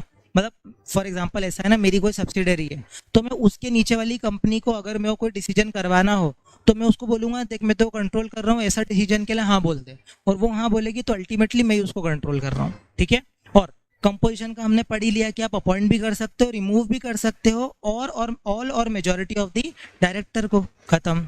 ठीक है, उसके बाद एसोसिएट कंपनी पे आते हैं। देखो एसोसिएट कंपनी में मेरे को क्या समझना है, सिग्निफिकेंट इन्फ्लुएंस। क्या है, सबसे इंपॉर्टेंट यही है, सिग्निफिकेंट इन्फ्लुएंस। सिग्निफिकेंट इन्फ्लुएंस मतलब दबदबा, मतलब ऐसा होता है ना यार कि मैं कोई अल्टीमेटली होल्ड नहीं कर रहा सारे शेयर, लेकिन अगर मान लो कि हम अगर उसके बोर्ड मीटिंग में, जनरल मीटिंग में बैठे हुए हैं, तो हमारी सुनी जाएगी। फॉर एग्जांपल हम बोलेंगे कि यार ये वाले बिजनेस में आ जाओ, या ये आप शेयर होल्डिंग या ये इन्वेस्टमेंट कर लो, तो सुनी जाएगी। क्यों, क्योंकि एक सब्सटेंशियल इंटरेस्ट हमने होल्ड कर रखा है, सिग्निफिकेंट इन्फ्लुएंस है, हमारी बात सुनी जाती है, हमको हल्के में नहीं लिया जाता। ठीक है, और इसमें एसोसिएट में क्या आता है, जॉइंट वेंचर भी इंक्लूड होता है। जॉइंट वेंचर मतलब क्या, क्या एक या दो लोग क्या करते हैं, 2 या 2 से ज्यादा कंपनीज क्या करती है मिल करके, मान लो कोई प्रोजेक्ट चला रही है, कोई वेंचर चला रही है और उसका रिटर्न वगैरह शेयर कर रही है, नेट एसेट्स को शेयर कर रही है, उसको अपन जॉइंट वेंचर बोलते हैं। तो सिग्निफिकेंट इन्फ्लुएंस और इंक्लूड्स जॉइंट वेंचर, बहुत बढ़िया। सिग्निफिकेंट इन्फ्लुएंस का मतलब क्या होता है, at least 20% of the total voting power. नहीं नहीं, एसोसिएट या तो जॉइंट वेंचर से बन जाओ या फिर 20% शेयर लेके बन जाओ। ठीक है, दोनों में से कुछ भी कर लो, और at least 20% of the total voting power hold करना। ठीक है, और जो जॉइंट कंट्रोल और राइट्स है वो नेट एसेट्स में आएंगे, तो उसको हम जॉइंट वेंचर या जॉइंट अरेंजमेंट बोलेंगे। ठीक है, तो जॉइंट वेंचर जॉइंट अरेंजमेंट में हमको नेट एसेट्स याद रखने हैं, और सिग्निफिकेंट इन्फ्लुएंस में हमको 20% और मोर की voting power, total voting power याद रखनी है। अब एक बहुत ही प्यारा सा कॉन्सेप्ट, इस पर डबल स्टार लगाओ, चैरिटेबल ऑर्गेनाइजेशन। ये तो अपन एक नंबर ऐसे याद कर लेंगे ना, कुछ नहीं है, बहुत सिंपल है। देखो सबसे पहले लाइसेंस सेक्शन 8, ठीक है, सेक्शन 8 में लाइसेंस मिलेगा। ठीक है, उसके बाद सेंट्रल गवर्नमेंट अगर सेटिस्फाई हो जाए, सेंट्रल गवर्नमेंट अगर सेटिस्फाई हो जाए, तो वो क्या करेगी, आपको लाइसेंस दे देगी। ऐसी जो कंपनी है वो क्या करती है, प्रमोट करती है। किसको प्रमोट करती है, कॉमर्स को, आर्ट को, साइंस को, स्पोर्ट्स को, एजुकेशन को, रिसर्च को, रिलीजन को, सोशल वेलफेयर को, चैरिटी को, इन्वायरमेंट प्रोटेक्शन को। ठीक है, इनमें से इतने सारे काम में से कुछ भी काम करती है, commerce, art, science, sports, education, research, religion, social welfare, charity, protection of environment. तो ये क्या हो जाएगी, क्या, अब इसका तो खुद ही रट्टा लगा लेना। ठीक है, प्रमोट करती है इन सारे ऑब्जेक्टिव को, और जो सरप्लस आता है ना, सरप्लस जो भी पैसा बच जाता है, जो भी उसको डोनेशन आता है, उसी ऑब्जेक्ट के प्रमोशन में लगाएगी। बहुत बढ़िया। उसके बाद डिविडेंड नहीं बांटेगी, प्रोहिबिशन है भाई, आप 1 रुपए का भी डिविडेंड मेंबर को नहीं बांट सकते। और राइट और रेस्ट्रिक्शन में बात कर लो, लिमिटेड या फिर प्राइवेट लिमिटेड यूज नहीं कर पाओगे, है ना, लिमिटेड प्राइवेट लिमिटेड आप यूज नहीं कर पाओगे। साथ ही साथ पार्टनरशिप फर्म जो है वो क्या कर सकती है, मेंबर बन सकती है। जो एक लिमिटेड कंपनी को राइट्स और ऑब्लिगेशन होते हैं वो ही किसको मिलेंगे, सेक्शन 8 कंपनी को, ठीक है। उसके बाद सेक्शन 8 कंपनी क्या अपने एमओए एओए को ऑल्टर कर सकती है क्या, हाँ कर सकती है, लेकिन उसको सेंट्रल गवर्नमेंट का प्रायर अप्रूवल लेना पड़ेगा। सेक्शन 8 कंपनी कन्वर्ट कर सकती है अनदर काइंड ऑफ कंपनी को, लेकिन उसको कुछ सेटिस्फाई करनी पड़ेगी कंडीशंस, और मर्ज हो सकती है किसी और सेक्शन 8 कंपनी से, लेकिन उसका सिमिलर ऑब्जेक्टिव होना चाहिए। चलो इसको फटाफट याद करते हैं, क्या है। सबसे पहले लाइसेंस मिलेगा सेक्शन 8 कंपनी में, सेंट्रल गवर्नमेंट अपने आप को सेटिस्फाई करके इसको लाइसेंस दे देगी। ये प्रमोट करेगी कॉमर्स, आर्ट, साइंस, रिलीजन, है ना, और religion, social welfare, charity, environment, इन सबको, ठीक है। अपने सरप्लस को अप्लाई करेगी उसी ऑब्जेक्ट को बढ़ावा देने के लिए, प्रमोट करने के लिए। प्रोहिबिट करेगी dividend distribution, limited, private limited का यूज नहीं कर सकती है। राइट्स और ऑब्लिगेशन जो एक लिमिटेड कंपनी के होते हैं वही इसको मिलेंगे। पार्टनरशिप फर्म क्या बन सकती है, मेंबर बन सकती है ना, कन्वर्ट नहीं हो सकती, सिर्फ पार्टनरशिप फर्म मेंबर ही बन सकती है, कन्वर्जन नहीं हो सकता, बन नहीं सकता ना, कंपनी कैसे होगी। तो पार्टनरशिप फर्म सिर्फ मेंबर बन सकती है। और दूसरी बात है, सेक्शन 8 कंपनी को अगर एमओए एओए को ऑल्टर करना है तो सीजी की परमिशन लेके ही करना। कन्वर्ट अगर अपने आप को करना है तो कुछ स्पेसिफाइड कंडीशन को फुलफिल करना। मर्ज होना है तो अपने सिमिलर ऑब्जेक्टिव वाली कंपनी को ही आप मर्ज हो सकते हो, ठीक है। ये हो गया, चलो बहुत बढ़िया। अब रिवोकेशन ऑफ लाइसेंस, कि कब कब अगर आपने कुछ ऐसे कुकर्म कर दिए तो हम आपका लाइसेंस क्या करेंगे, सस्पेंड कर देंगे, रिवोक कर देंगे। कब, जब आपने रिक्वायरमेंट्स का फुलफिलमेंट नहीं किया, लाइसेंस का वायोलेशन कर दिया, फ्रॉडुलेंट कंडक्ट कर दिया, ऑब्जेक्ट का वायोलेशन कर दिया, या फिर कोई और अदर रीजन, है ना, जो पब्लिक इंटरेस्ट में हमको सही लगता है कि इसको बंदी कर देना चाहिए। तो क्या है, रिक्वायरमेंट्स फुलफिल नहीं करी, लाइसेंस को वायोलेट कर दिया, फ्रॉडुलेंट कंडक्ट कर दिया, ऑब्जेक्ट को वायोलेट कर दिया, और अदर रीजन। तो उसको याद करने का तरीका कैसा है कि सेक्शन 8 कंपनी बहुत हवा में उड़ रही थी, उसको हमने फ्लोर पे लाके खड़ा कर दिया। FLOOR, एफ से क्या हुआ, फ्रॉडुलेंट कंडक्ट, फिर एक ओ से क्या हुआ, ऑब्जेक्ट, दूसरे ओ से क्या हुआ, अदर रीजन, ठीक है, सॉरी, एक एल से क्या हुआ, लाइसेंस, फिर आर से हुआ आपका रिक्वायरमेंट। तो एफ से क्या हुआ, फ्रॉडुलेंट कंडक्ट, फिर एल से लाइसेंस, एक ओ से ऑब्जेक्ट, फिर एक और ओ से अदर जस्ट रीजन, और फिर आर से रिक्वायरमेंट। याद हो जाएगा फ्लोर से। चलो फिर 1% कंपनी, ये भी बहुत इंपॉर्टेंट है भाई। 1% कंपनी क्या बोलती है, जिसका एक ही मेंबर होता है, ठीक है। 1% कंपनी में सिर्फ एक ही मेंबर होगा, ठीक है ना। और मिनिमम पेड अप कैपिटल की कोई लिमिट ही नहीं है, अकेला तो व्यक्ति है बेचारा, तो मिनिमम पेड अप लिमिटेड कुछ, मतलब पेड अप की कोई लिमिटेड नहीं है। और दूसरी बात है कि मेमोरेंडम जो है ओपीसी का, उसमें आपको किसी और एक मेंबर का नाम देना पड़ेगा, ठीक है। तो क्या है कि वो अकेला मेंबर है, मान लो उसकी डेथ हो गई, इनकैपेसिटी हो गई, या फिर क्या हुआ कि वो जो है मतलब किसी भी कारण से वो क्या है, ओपीसी का मेंबर अब कंटिन्यू नहीं कर सकता, तो एक नॉमिनी अपॉइंट करना पड़ेगा। जो अदर पर्सन है उसको अपन नॉमिनी बोलते हैं, ठीक है। तो जिसका नाम जो है आपको मेमोरेंडम में देना पड़ेगा, और उसकी प्रायर कंसेंट भी आपको लेनी पड़ेगी, और उस कंसेंट को आपको रजिस्ट्रार के साथ फाइल भी करना पड़ेगा जब आप इनकॉर्पोरेट करते हो।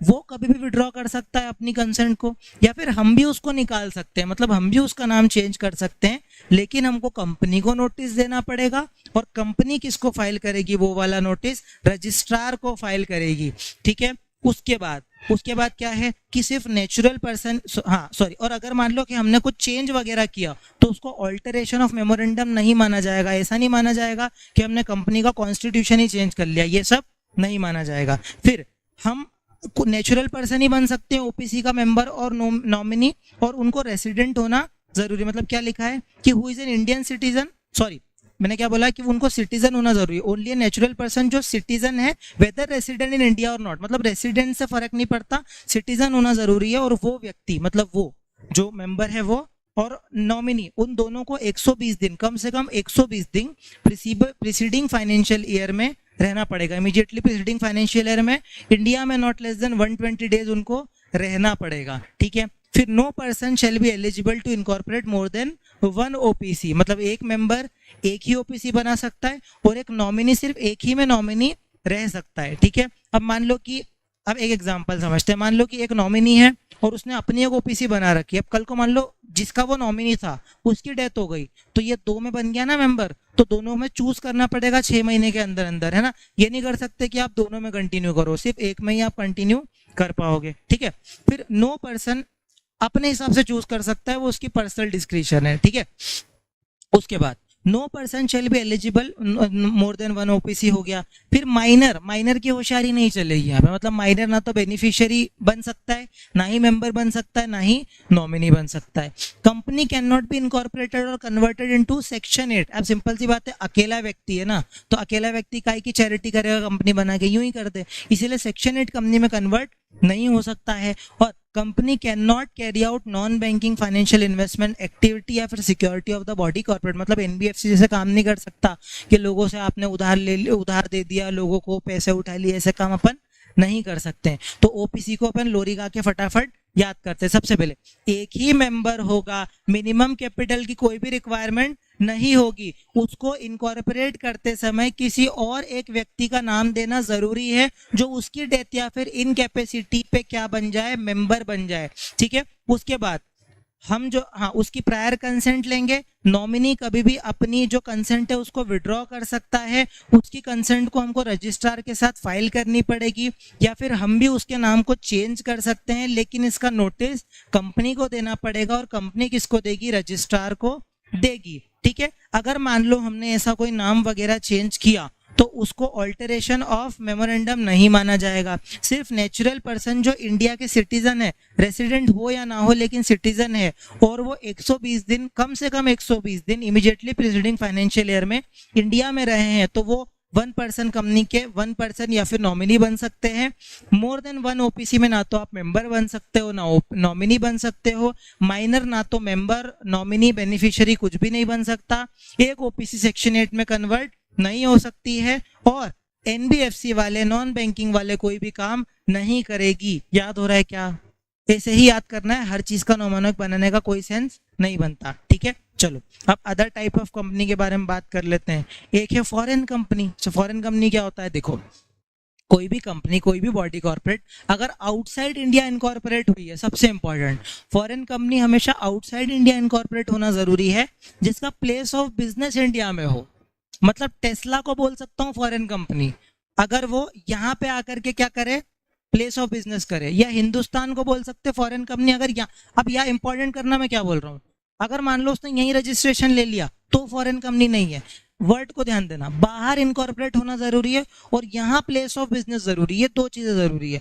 बाहर इनकॉर्पोरेट हुई है और यहाँ पर प्लेस ऑफ बिजनेस है, ठीक है। अब वो प्लेस ऑफ बिजनेस कैसे कैसे हो सकता है, देखो प्लेस ऑफ बिजनेस या तो खुद से करे या एजेंट के थ्रू करे, फिजिकली दुकान या शोरूम खोले, या फिर इलेक्ट्रॉनिक मोड में करे, या कोई भी बिजनेस एक्टिविटी अदर मैनर में करे। बस उसको यहाँ से ऑर्डर सिक्योर और होल्ड करना, या कुछ भी ऐसा का बिजनेस एक्टिविटी कर रही है जो यहाँ से करे, तो हम क्या करेंगे, उसको बोलेंगे कि ये फॉरेन कंपनी है। तो बाहर इनकॉर्पोरेट, आउटसाइड इंडिया इनकॉर्पोरेट हुई है, लेकिन खुद से एजेंट के थ्रू फिजिकली इलेक्ट्रॉनिक मोड में या फिर एनी अदर मैनर में अगर बिजनेस एक्टिविटी वो इंडिया में कर रही है तो उसको क्या बोलेंगे, फॉरेन कंपनी बोलेंगे। अब आते हैं भाई लिस्टेड कंपनी में। क्या होता है लिस्टेड कंपनी, उसकी सिक्योरिटीज रिकॉग्नाइज्ड स्टॉक एक्सचेंज में लिस्टेड है। किसमें, रिकॉग्नाइज्ड, ये वर्ड याद रखना, रिकॉग्नाइज्ड स्टॉक एक्सचेंज में लिस्टेड है, जैसे एनएसई, बीएसई, ठीक है। चलो, है ना, हाँ, नेशनल स्टॉक एक्सचेंज और बॉम्बे स्टॉक एक्सचेंज, इसको बोलते हैं रिकॉग्नाइज्ड स्टॉक एक्सचेंज, यहाँ पे लिस्टेड है। फिर अनलिस्टेड क्या है, जिसकी सिक्योरिटीज लिस्टेड नहीं है, सिंपल सी बात है। अब स्मॉल कंपनी के बारे में पढ़ लेते हैं। स्मॉल कंपनी क्या होता है, देखो स्मॉल कंपनी में क्या होता है कि उसकी paid up share capital exceed नहीं करनी चाहिए कितने, 4 करोड़ से, और उसका टर्नओवर एक्सीड नहीं करना चाहिए 40 करोड़ से। क्या बोला, small company paid up share capital 4 crore से एक्सीड नहीं करना चाहिए, और टर्नओवर 40 करोड़ से मतलब एक्सीड नहीं करना चाहिए। और ये जो क्लॉज है वो किसको एप्लीकेबल नहीं होगा, होल्डिंग या फिर सब्सिडरी को। यार सिंपल सी बात है, अगर आप किसी की सब्सिडरी हो या फिर आप किसी की होल्डिंग हो, तो सब्सिडरी को तो वैसे ही किसी ने किसी का सहारा है ना, तो वो स्मॉल कंपनी कैसे बनेगी, वो स्मॉल कंपनी बन ही नहीं सकती, क्योंकि स्मॉल कंपनी क्या है, जो छोटी कंपनीज है। अब आपको ऑलरेडी अगर आपकी कोई होल्डिंग है या आप ही किसी को होल्ड कर रहे हो तो आप तो बड़े बड़े लोग हो गए। तो ऐसे केस में क्या होगा, ऐसे केस में फिर आपको स्मॉल कंपनी नहीं मानेंगे, या फिर आप सेक्शन 8 कंपनी हो, सेक्शन 8 कंपनी को भी स्मॉल कंपनी नहीं मानते। तो क्या है, paid up capital does not exceed 4 crore, turnover does not exceed 40 crore, applicable नहीं है किसको, company subsidiary, holding company subsidiary को और सेक्शन 8 कंपनी को। क्या याद हुआ क्या? निधि तो पढ़ा अभी, तो ये यही तो हो जाए पहले, स्मॉल कंपनी हो गया याद, 4 और 40 याद रहेगा। चलो, और आप किसकी होल्डिंग या सब्सिडरी हो तो स्मॉल नहीं बनोगे, सेक्शन 8 हो तो स्मॉल नहीं बनोगे। अब देखो निधि कंपनी क्या होती है, निधि कंपनी देखो बहुत सिंपल, बहुत अच्छी कंपनी है। देखो ये कल्टीवेट करती है, डेवलप करती है हैबिट ऑफ सेविंग को। ये क्या करती है, कल्टीवेट, बढ़ावा देती है, डेवलप करती है कि यार मेंबर्स क्या करें, सेव करें। थ्रिफ्ट और सेविंग की हैबिट को डेवलप करती है, कल्टीवेट करती है, ठीक है। ये रिसीव करती है डिपॉजिट, मतलब अपने मेंबर से डिपॉजिट लेगी और अपने ही मेंबर को उधार पैसा दे देगी, मतलब रिसीव करेगी डिपॉजिट अपने मेंबर से और लेंड कर देगी अपने ही डिपॉजिट मतलब मेंबर्स को, और म्यूचुअल बेनिफिट्स के लिए काम करती है, ठीक है।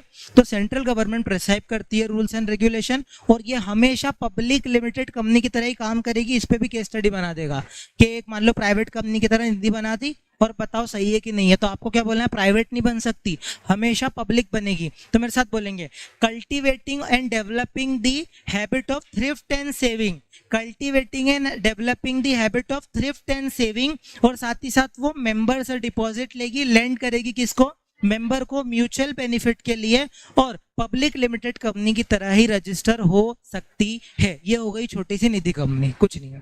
फिर डोरमेंट कंपनी, डोरमेंट कंपनी मतलब सोने वाली कंपनी जो सो रही है। देखो डोरमेंट कंपनी क्या मतलब है, या तो मैं किसी फ्यूचर प्रोजेक्ट के लिए, है ना, इनकॉर्पोरेट हुए, मतलब बाद में कोई प्रोजेक्ट आएगा करेंगे, अभी तो हम बैठे हुए हैं, या फिर हम असेट या फिर इंटेलेक्चुअल प्रॉपर्टी होल्ड करने के लिए कंपनी बना रखी है, या फिर हम कोई सिग्निफिकेंट अकाउंटिंग ट्रांजैक्शन नहीं कर रहे हैं। कितने सारे कीवर्ड हो गए। फ्यूचर प्रोजेक्ट के लिए असेट को या फिर इंटेलेक्चुअल प्रॉपर्टी को होल्ड कर रही है और कोई भी सिग्निफिकेंट अकाउंटिंग ट्रांजैक्शन वो नहीं कर रही है, ठीक है। और इनएक्टिव कंपनी है, मेक एन एप्लीकेशन, मतलब मान लो इनएक्टिव कंपनी की अभी तो हम बिजनेस नहीं कर रहे, लेकिन अगर मान लो कि हम एक सर्टेन पीरियड तक कुछ काम काज नहीं करेंगे तो हो सकता है हमारा नाम काट दिया जाए। तो इस डर से इनएक्टिव कंपनी क्या करती है, रजिस्ट्रार के पास जाके एक डोरमेंट का स्टेटस लेके चुपचाप बैठ जाती है। तो कीवर्ड क्या क्या हुआ, फ्यूचर प्रोजेक्ट, होल्ड असेट और इंटेलेक्चुअल प्रॉपर्टी, कोई भी सिग्निफिकेंट अकाउंटिंग ट्रांजैक्शन नहीं करती। एक इनएक्टिव कंपनी जो है वो भी एप्लीकेशन दे सकती है डोरमेंट कंपनी के स्टेटस के लिए। बहुत बढ़िया।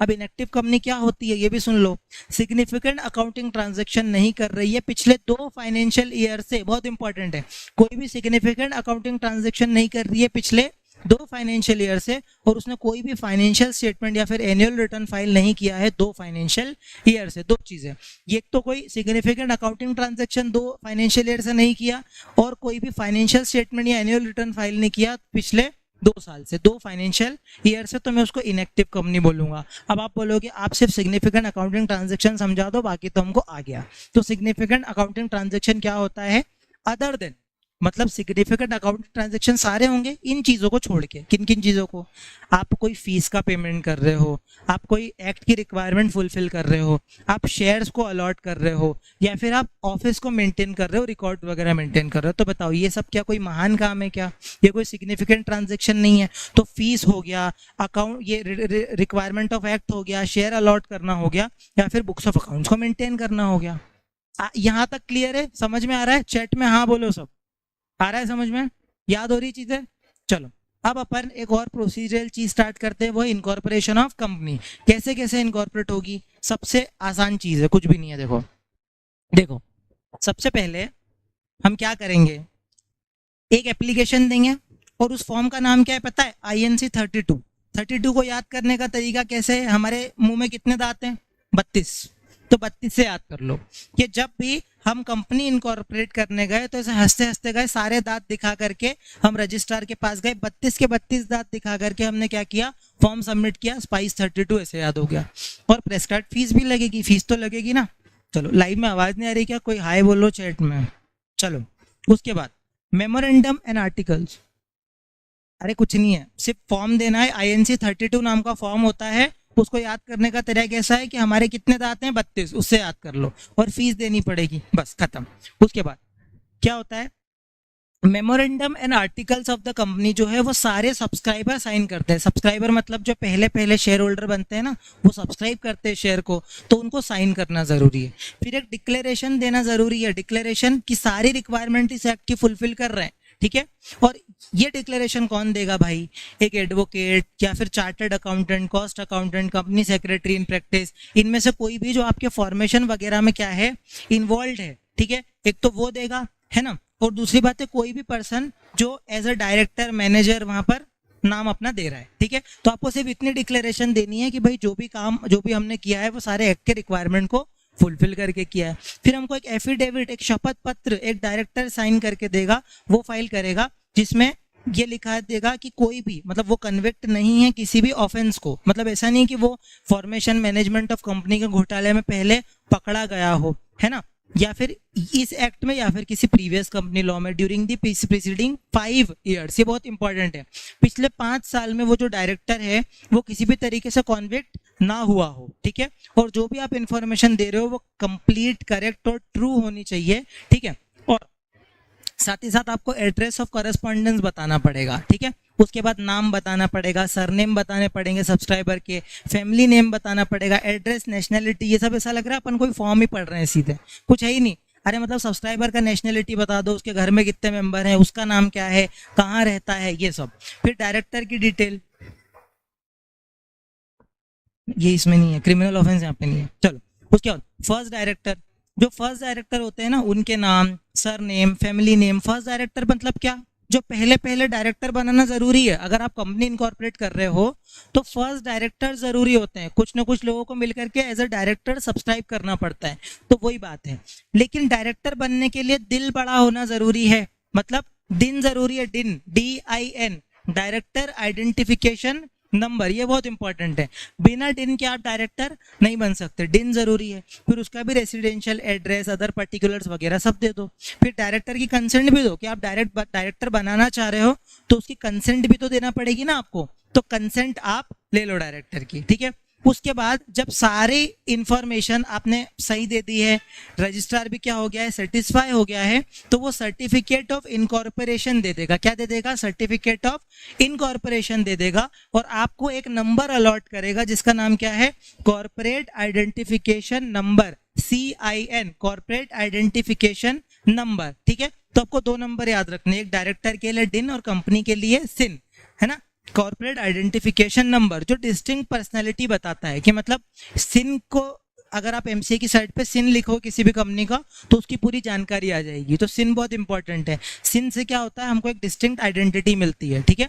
फिर एनी पर्सन अगर कोई फाल्स या फिर इनकरेक्ट इन्फॉर्मेशन प्रोवाइड करता है, किसी इन्फॉर्मेशन को सप्रेस करता है, छुपाता है, मटेरियल इन्फॉर्मेशन को छुपाता है, तो 447 के लिए लाइबल हो जाएगा। ये एक ऐसी पेनल्टी है जो रहस्यमयी पेनल्टी है, ये हर जगह, मतलब जो भी फ्रॉड करेगा, कुछ भी करेगा, चीजें छुपाएगा, तो 447 लग जाएगा। जो आपको याद नहीं करनी क्या पेनल्टी, सिर्फ सेक्शन याद करना है, 447। चलो उसके बाद इफेक्ट ऑफ रजिस्ट्रेशन, और भी बच्चों वाला है, कुछ नहीं है। इफेक्ट ऑफ रजिस्ट्रेशन में क्या क्या आएगा भाई, बॉडी कॉर्पोरेट का दर्जा मिल जाएगा, ठीक है। परपेचुअल सक्सेशन आ जाएगा, कॉमन सील, वही पॉइंट है। फिर हमारे पास क्या पावर आ जाएगा, हम एक्वायर कर सकते हैं, होल्ड कर सकते हैं, डिस्पोज कर सकते हैं प्रॉपर्टी को, चाहे वो मूवेबल हो, चाहे वो इमूवेबल हो, चाहे वो टेंजिबल हो, चाहे वो इनटेंजिबल हो। कितना सिंपल है, एक्वायर, होल्ड, डिस्पोज। किसको? प्रॉपर्टी को, जो मूवेबल भी हो सकती है, इमूवेबल भी हो सकती है, टेंजिबल भी हो सकती है, इंटेंजिबल भी हो सकती है। कंपनी अपने नाम से कॉन्ट्रैक्ट कर सकती है, स्यू भी कर सकती है, स्यू भी हो सकती है। मतलब खतरनाक ही इजी चैप्टर है। मतलब क्या है क्या इसमें, वो LLP वाली चीजें यहाँ अपनी सारी काम आ गई, जो अपन ने पहले पढ़ रखा है उसके लिए एक और टॉपिक बना दिया, ठीक है। चलो उसके बाद मेमोरेंडम और आर्टिकल्स पे आ जाते हैं। देखो मेमोरेंडम और आर्टिकल्स की क्या बात है। देखो memorandum means a memorandum of association जो ओरिजिनली फ्रेम किया गया है as altered from time to time. मतलब या तो हमने ओरिजिनली फ्रेम कर दिया या फिर हम बाद में उसको ऑल्टर भी कर सकते हैं, सिर्फ इतना ही लिखा हुआ है, ठीक है। उसके बाद फॉर्मेट ऑफ मेमोरेंडम क्या होगा, देखो बहुत सिंपल है। यहाँ पे ना अलग अलग टेबल बना दी गई है, ठीक है। ऐसा क्वेश्चन मुश्किल है एग्जाम में है, लेकिन अपन तो सब याद करेंगे। देखो कंपनी कितने टाइप की होती है, एक है शेयर्स वाली कंपनी, एक है गारंटी वाली कंपनी, ठीक है। एक है लिमिटेड बाय शेयर्स, एक है लिमिटेड बाय गारंटी, ठीक है ना। जिसके पास कोई शेयर कैपिटल नहीं है, तो किसके पास शेयर कैपिटल नहीं है। एक गारंटी कंपनी कौन सी हो गई, जिसके पास शेयर कैपिटल है ना, जिसके पास शेयर कैपिटल है वो हो गई, ठीक है। फिर एक अनलिमिटेड कंपनी जिसके पास शेयर कैपिटल नहीं है, नॉट हैविंग शेयर कैपिटल। एक है अनलिमिटेड कंपनी जिसके पास शेयर कैपिटल है, मतलब है क्या, अलग अलग के लिए अलग अलग टेबल बना रखे हैं। एक है शेयर्स वाली, एक है गारंटी जिसके पास शेयर कैपिटल है, एक है गारंटी जिसके पास शेयर कैपिटल नहीं है, एक के पास है अनलिमिटेड जिसके पास शेयर कैपिटल है और इसके पास नहीं है, बस यही खेल रहे हैं काम, है ना। उसके बाद मेमोरेंडम के कंटेंट्स क्या क्या आएंगे, तो देखो सबसे पहले नेम क्लॉज आएगा।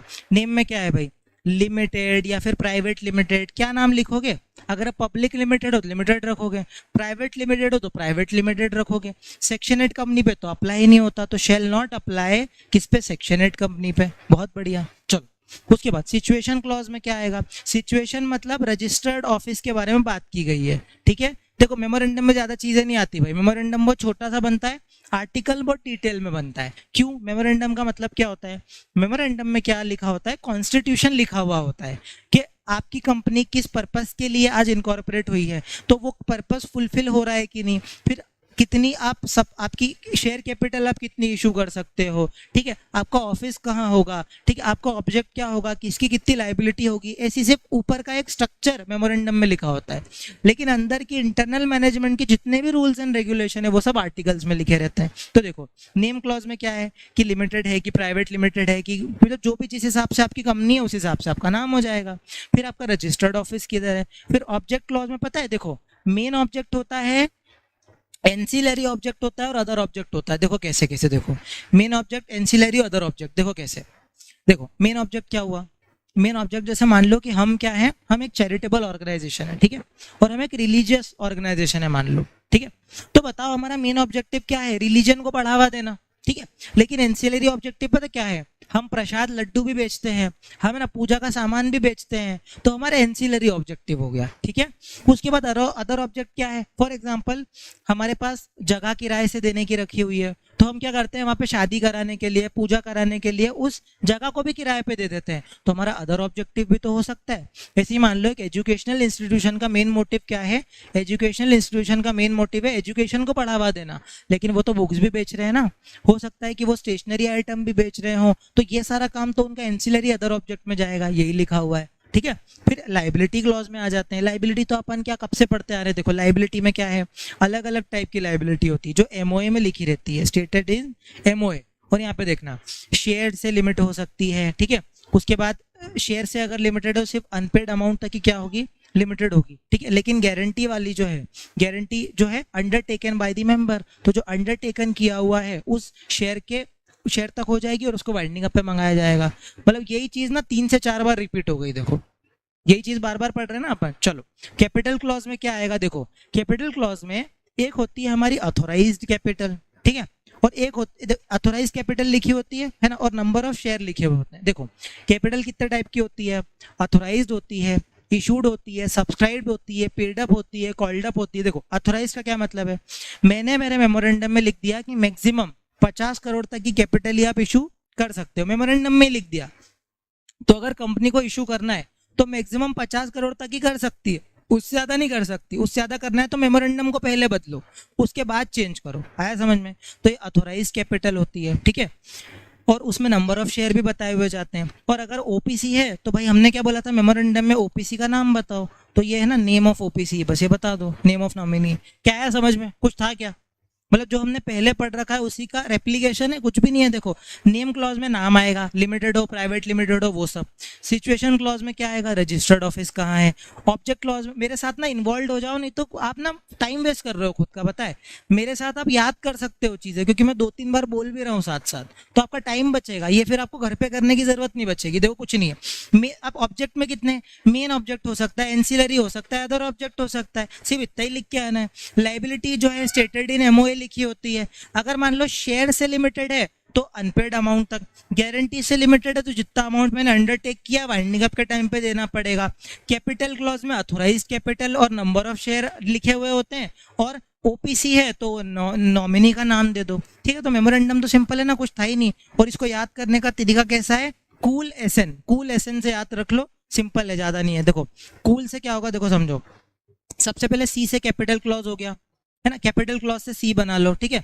है ना, अपन इसको कैपिटल सी से कैपिटल क्लॉज बना लेते हैं। फिर ओ से ओपीसी, एक ओ से ओपीसी आ गया, दूसरे ओ से ऑब्जेक्टिव आ गया, एक एल से आपका क्या आ गया, लायबिलिटी, तो कूल आ गया। फिर एस से आपका सिचुएशन क्लॉज और एन से आ गया अपना क्या, नेम क्लॉज। तो कूल एस एन से याद रख लो, सी से आपका कैपिटल क्लॉज, ओ से ओपीसी, फिर एक ओ से आपका ऑब्जेक्ट क्लॉज, फिर आपका एल से लायबिलिटी क्लॉज, एस से सिचुएशन क्लॉज और एन से नेम क्लॉज। हो जाएगा याद। चलो उसके बाद आर्टिकल्स ऑफ एसोसिएशन के बारे में बात कर लेते हैं। देखो आर्टिकल्स में क्या होता है ना, बाय लॉज लिखे हुए रहते हैं कंपनी के इंटरनल मैनेजमेंट के, सारे कीवर्ड बोल रहा हूँ। देखो सबसे पहले रूल्स एंड रेगुलेशन पे कीवर्ड को अंडरलाइन करो। रूल्स एंड रेगुलेशन है, ठीक है, किसके रूल्स एंड रेगुलेशन, मेरे इंटरनल मैनेजमेंट के। किसके, इंटरनल मैनेजमेंट के।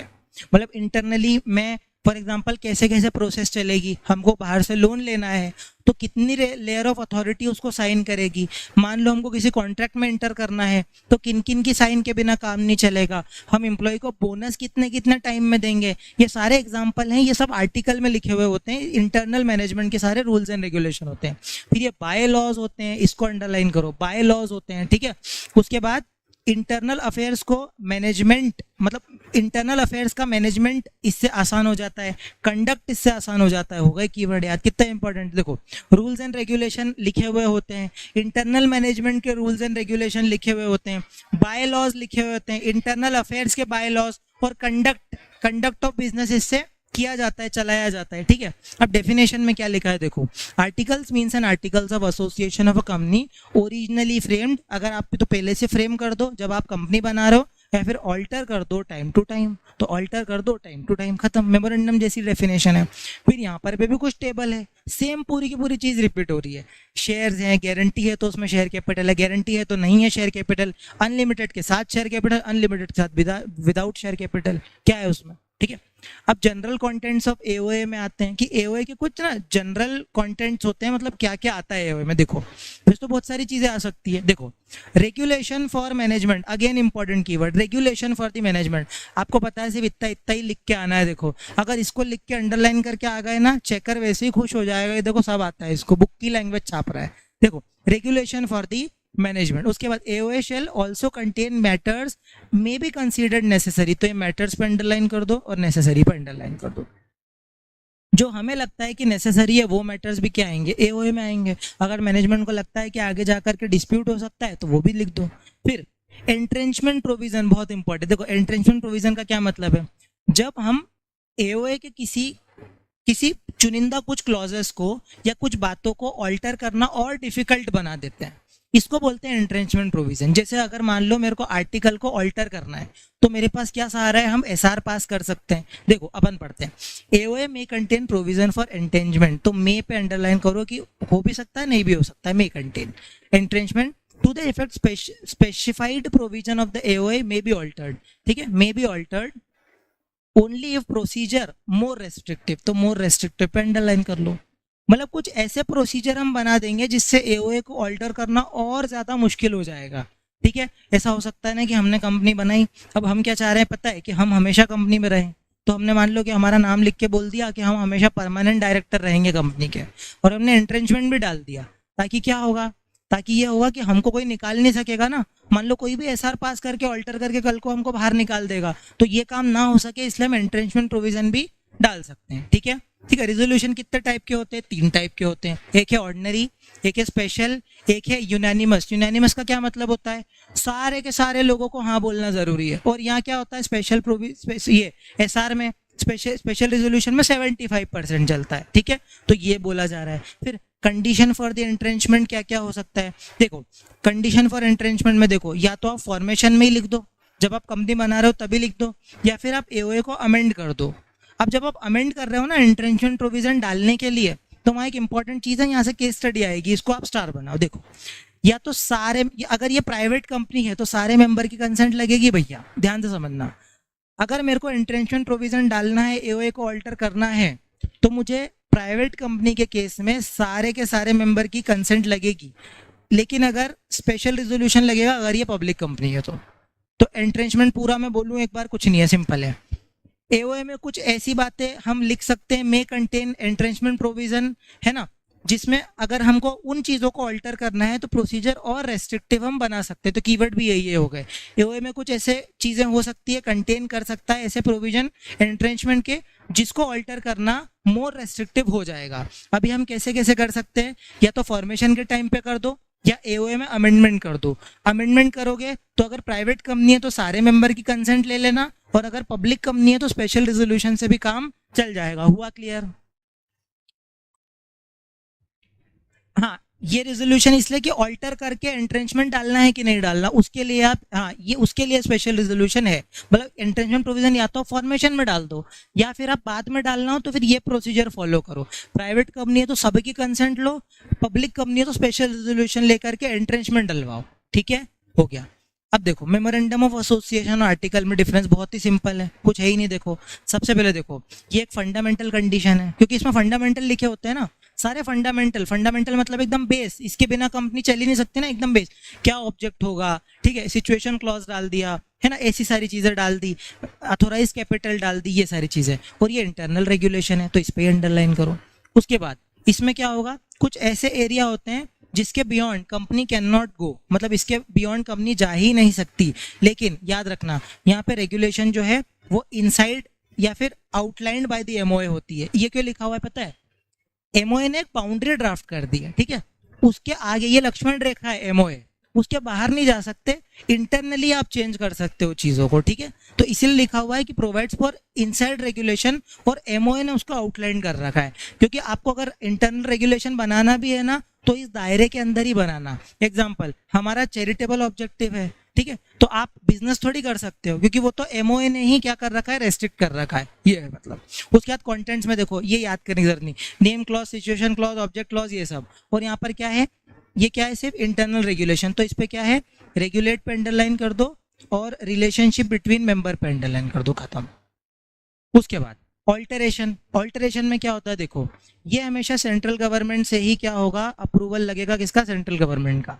लेकिन इसके केस में स्पेशल रेजोल्यूशन से भी काम हो सकता है। मतलब एमओए अगर मेरे को ऑल्टर करना है तो सीजी की परमिशन लेंगे, लेकिन अगर मेरे को किसको, आर्टिकल्स को अमेंड करना है तो स्पेशल रेजोल्यूशन से काम चल जाएगा, है ना। कंपनीज एक्ट, देखो अभी सब ये इंपॉर्टेंट, देखो क्या है, सबसे नीचे है एओए, उसके ऊपर एमओए, उसके ऊपर कंपनीज एक्ट। मतलब एओए कंपनीज एक्ट और एमओए दोनों से छोटा है, लेकिन एमओए कंपनीज एक्ट से छोटा है, एओए से बड़ा है, ऐसे याद रख लो, ठीक है। और ये बोथ कंपनी से भी छोटा है और एमओए से भी छोटा है, खत्म कहानी, ठीक है। उसके बाद अल्ट्रा वायर्स, ये इंपॉर्टेंट, देखो ये कभी भी रेटिफाई हो ही नहीं सकता इसका अल्ट्रा वायर्स। मतलब अगर एक बार मेमोरेंडम का कुछ अल्ट्रा वायर्स हो गया तो रेटिफिकेशन नहीं होगा, लेकिन यहाँ पर मेंबर के रेजोल्यूशन से क्या हो सकता है, ऑल्टर भी हो सकता है, ठीक है। चलो उसके बाद डॉक्ट्राइन्स पढ़ लेते हैं, बहुत इंपॉर्टेंट। एंट्रेंचमेंट, एंट्रेंचमेंट का मतलब है रोक लगाना और रेस्ट्रिक्टिव कर देना प्रोविजन को। मतलब कि इन सबको अगर मेरे को अमेंड करना है तो मैं और रेस्ट्रिक्टिव प्रोविजन, एंट्रेंचमेंट प्रोविजन डाल रहा हूँ, मोर रेस्ट्रिक्टिव लिख लो इसको, ठीक है। उसके बाद ultra vires, constructive notice, indoor management और सिंपल, सिंपल लेकिन कतई इंपॉर्टेंट, डबल स्टार लगाओ। इन डॉक्ट्राइन में से आता ही है क्वेश्चन। चलो, डॉक्ट्राइन ऑफ अल्ट्रा वायर्स का क्या मतलब होता है? अल्ट्रा वायर्स का मतलब होता है बियॉन्ड दी पावर्स। क्या होता है? Beyond the powers. क्या होता है? Beyond the powers. और ये क्या होता है? एक्सप्रेसली गिवन होता है या तो एक्ट में, एक्सप्रेसली गिवन होता है या तो एक्ट में या मेमोरेंडम में ही लिखा हुआ होता है। मतलब कि मेमोरेंडम में लिखा है मेरा ऑब्जेक्ट है तो उस ऑब्जेक्ट के बाहर नहीं जा सकता, मेमोरेंडम में किसी चीज की रोक लगाई गई है तो उसके बाहर नहीं जा सकता। और कुछ में तो लॉ ने ही मना कर दिया। मान लो कि ड्रग्स वगैरह बेचना तो वैसे ही इलीगल है, आप मेमोरेंडम में लिख के भी क्या कर लोगे, वो तो लॉ ने ही मना कर रखा है। इसलिए एक्ट की भी बात है कि आप कोई इलीगल एक्टिविटी नहीं कर सकते, ऐसा कुछ जो कंपनीज एक्ट नहीं मना कर दिया, ठीक है। फिर एक्ट बियॉन्ड दी पावर, अगर कोई भी activity, any activity beyond the power, तो any activity beyond the power अगर आप करते हो जो एमओए में दिखा हुआ है, will be ineffective even if agreed by all the member. तो इनइफेक्टिव पे अंडरलाइन करो, इवन पे अंडरलाइन करो और अग्रीड बाय ऑल मेंबर। इसमें थोड़ा ज्यादा कीवर्ड अंडरलाइन है क्योंकि एक एक वर्ड से ना मतलब बदल जाता है। भले ही सारे मेंबर अग्री कर जाए तो भी क्या हो जाएगा, इनएक्टिव हो जाएगा अगर आप क्या कर रहे हो, मेमोरेंडम का कोई भी बियॉन्ड दी पावर काम कर रहे हो। This rule is commonly known as doctrine of ultra wires.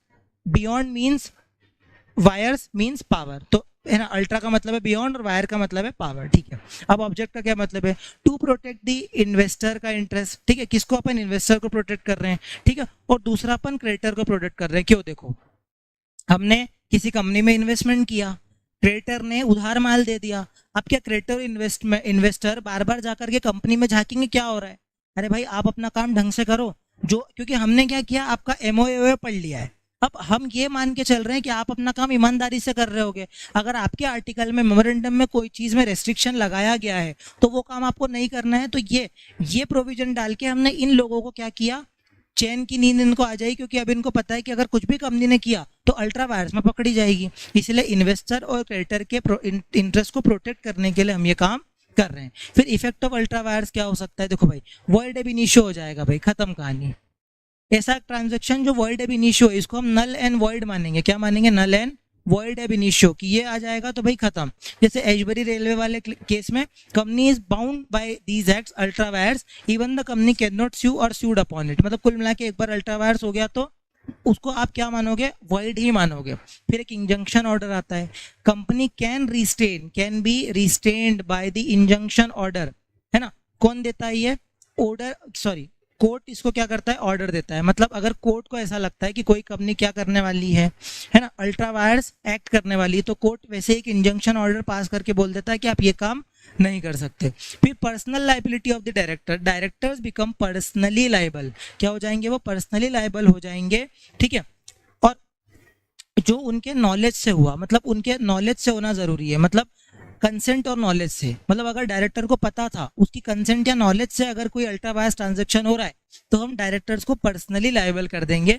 और क्रिमिनल एक्शन है फॉर पर्पसफुल मतलब डेलिब्रेट, जानबूझ के आपने मिस एप्लीकेशन किया है या फिर कोई क्रिमिनल एक्शन किया है, आपने जानबूझ के क्रिमिनल एक्शन किया है तो उसको भी अपन इसमें ले लेंगे। मतलब जानबूझ के कोई फ्रॉड करने की कोशिश करी, मिस एप्लीकेशन करी, कंपनी के पैसों को आपने इधर उधर मिस अप्लाई कर दिया, तो भी क्या हो जाएगा, इसको अपन अल्ट्रा वायर्स बोल देंगे। चैट में एक बार हाँ बोलो, कोई बोल नहीं रहा बहुत,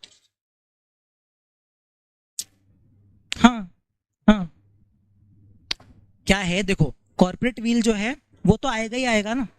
अल्टीमेटली कॉर्पोरेट व्हील का मतलब क्या है कि कंपनी और मेंबर अलग अलग है, तो वो तो लिफ्ट क्या हो ही जाएगी। Ultra vires transaction beyond the power है, अगर ऐसा कोई भी काम करोगे कॉर्पोरेट व्हील तो बाय डिफॉल्ट लिफ्ट होना ही होना है, ठीक है ना। तो अल्ट्रा वायर्स में कीवर्ड क्या क्या होगा, देखो beyond the power expressly given by the act, उसके बाद any activity beyond the power MOA के तो इनइफेक्टिव हो जाएगी, भले ही सारे मेंबर ने उसको अग्री कर लिया हो, ऐसे याद रखना है। कोई भी एक्टिविटी अगर पावर के बियॉन्ड आप कर रहे हो तो इनइफेक्टिव हो जाएगा, भले ही सारे मेंबर ने उसको अग्री कर दिया हो। ये दो चीजें हम इन्वेस्टर और क्रेडिटर के इंटरेस्ट को प्रोटेक्ट करने के लिए करते हैं। ये वॉइड एब इनिशियो हो जाएगा, नल एंड वॉइड हो जाएगा। इंजंक्शन ऑर्डर से हम रिस्टेन कर सकते हैं, है ना, इंजंक्शन ऑर्डर से हम रिस्टेन कर सकते हैं कंपनी को कि आप ये काम मत करो। फिर पर्सनली लायबल हो जाएंगे डायरेक्टर अगर उनके नॉलेज से किया गया है, और अगर कोई डेलिब्रेट मिस एप्लीकेशन है, क्रिमिनल एक्शन किया है, तो भी अल्ट्रा वायर्स हो जाएगा। नहीं, कंस्ट्रक्टिव नोटिस तो आ ही नहीं सकता, कंस्ट्रक्टिव नोटिस आउटसाइडर के लिए आता है, इंटरनल मैनेजमेंट के लिए नहीं आता। फिर वो डायरेक्टर पर्सनल लायबल नहीं होगा क्योंकि उसके नॉलेज में नहीं हुआ ना। जो जानबूझ के मतलब अल्ट्रा वायर्स करते हैं तो वो जिनके नॉलेज से हुआ है सिर्फ वो अल्ट्रा वायर्स के दायरे में आएंगे, उनको अपन पर्सनल लायबल कर देंगे। कंस्ट्रक्टिव नोटिस नहीं आ सकता क्योंकि वो आउटसाइडर का है, इसमें कंस्ट्रक्टिव नोटिस नहीं लग सकता, ठीक है। चलो अब होल पोजीशन ये ना चीजें समराइज कर देगी, बातें नहीं करनी है किसी को भी। चलो चलो अब एक्टिव हो जाओ।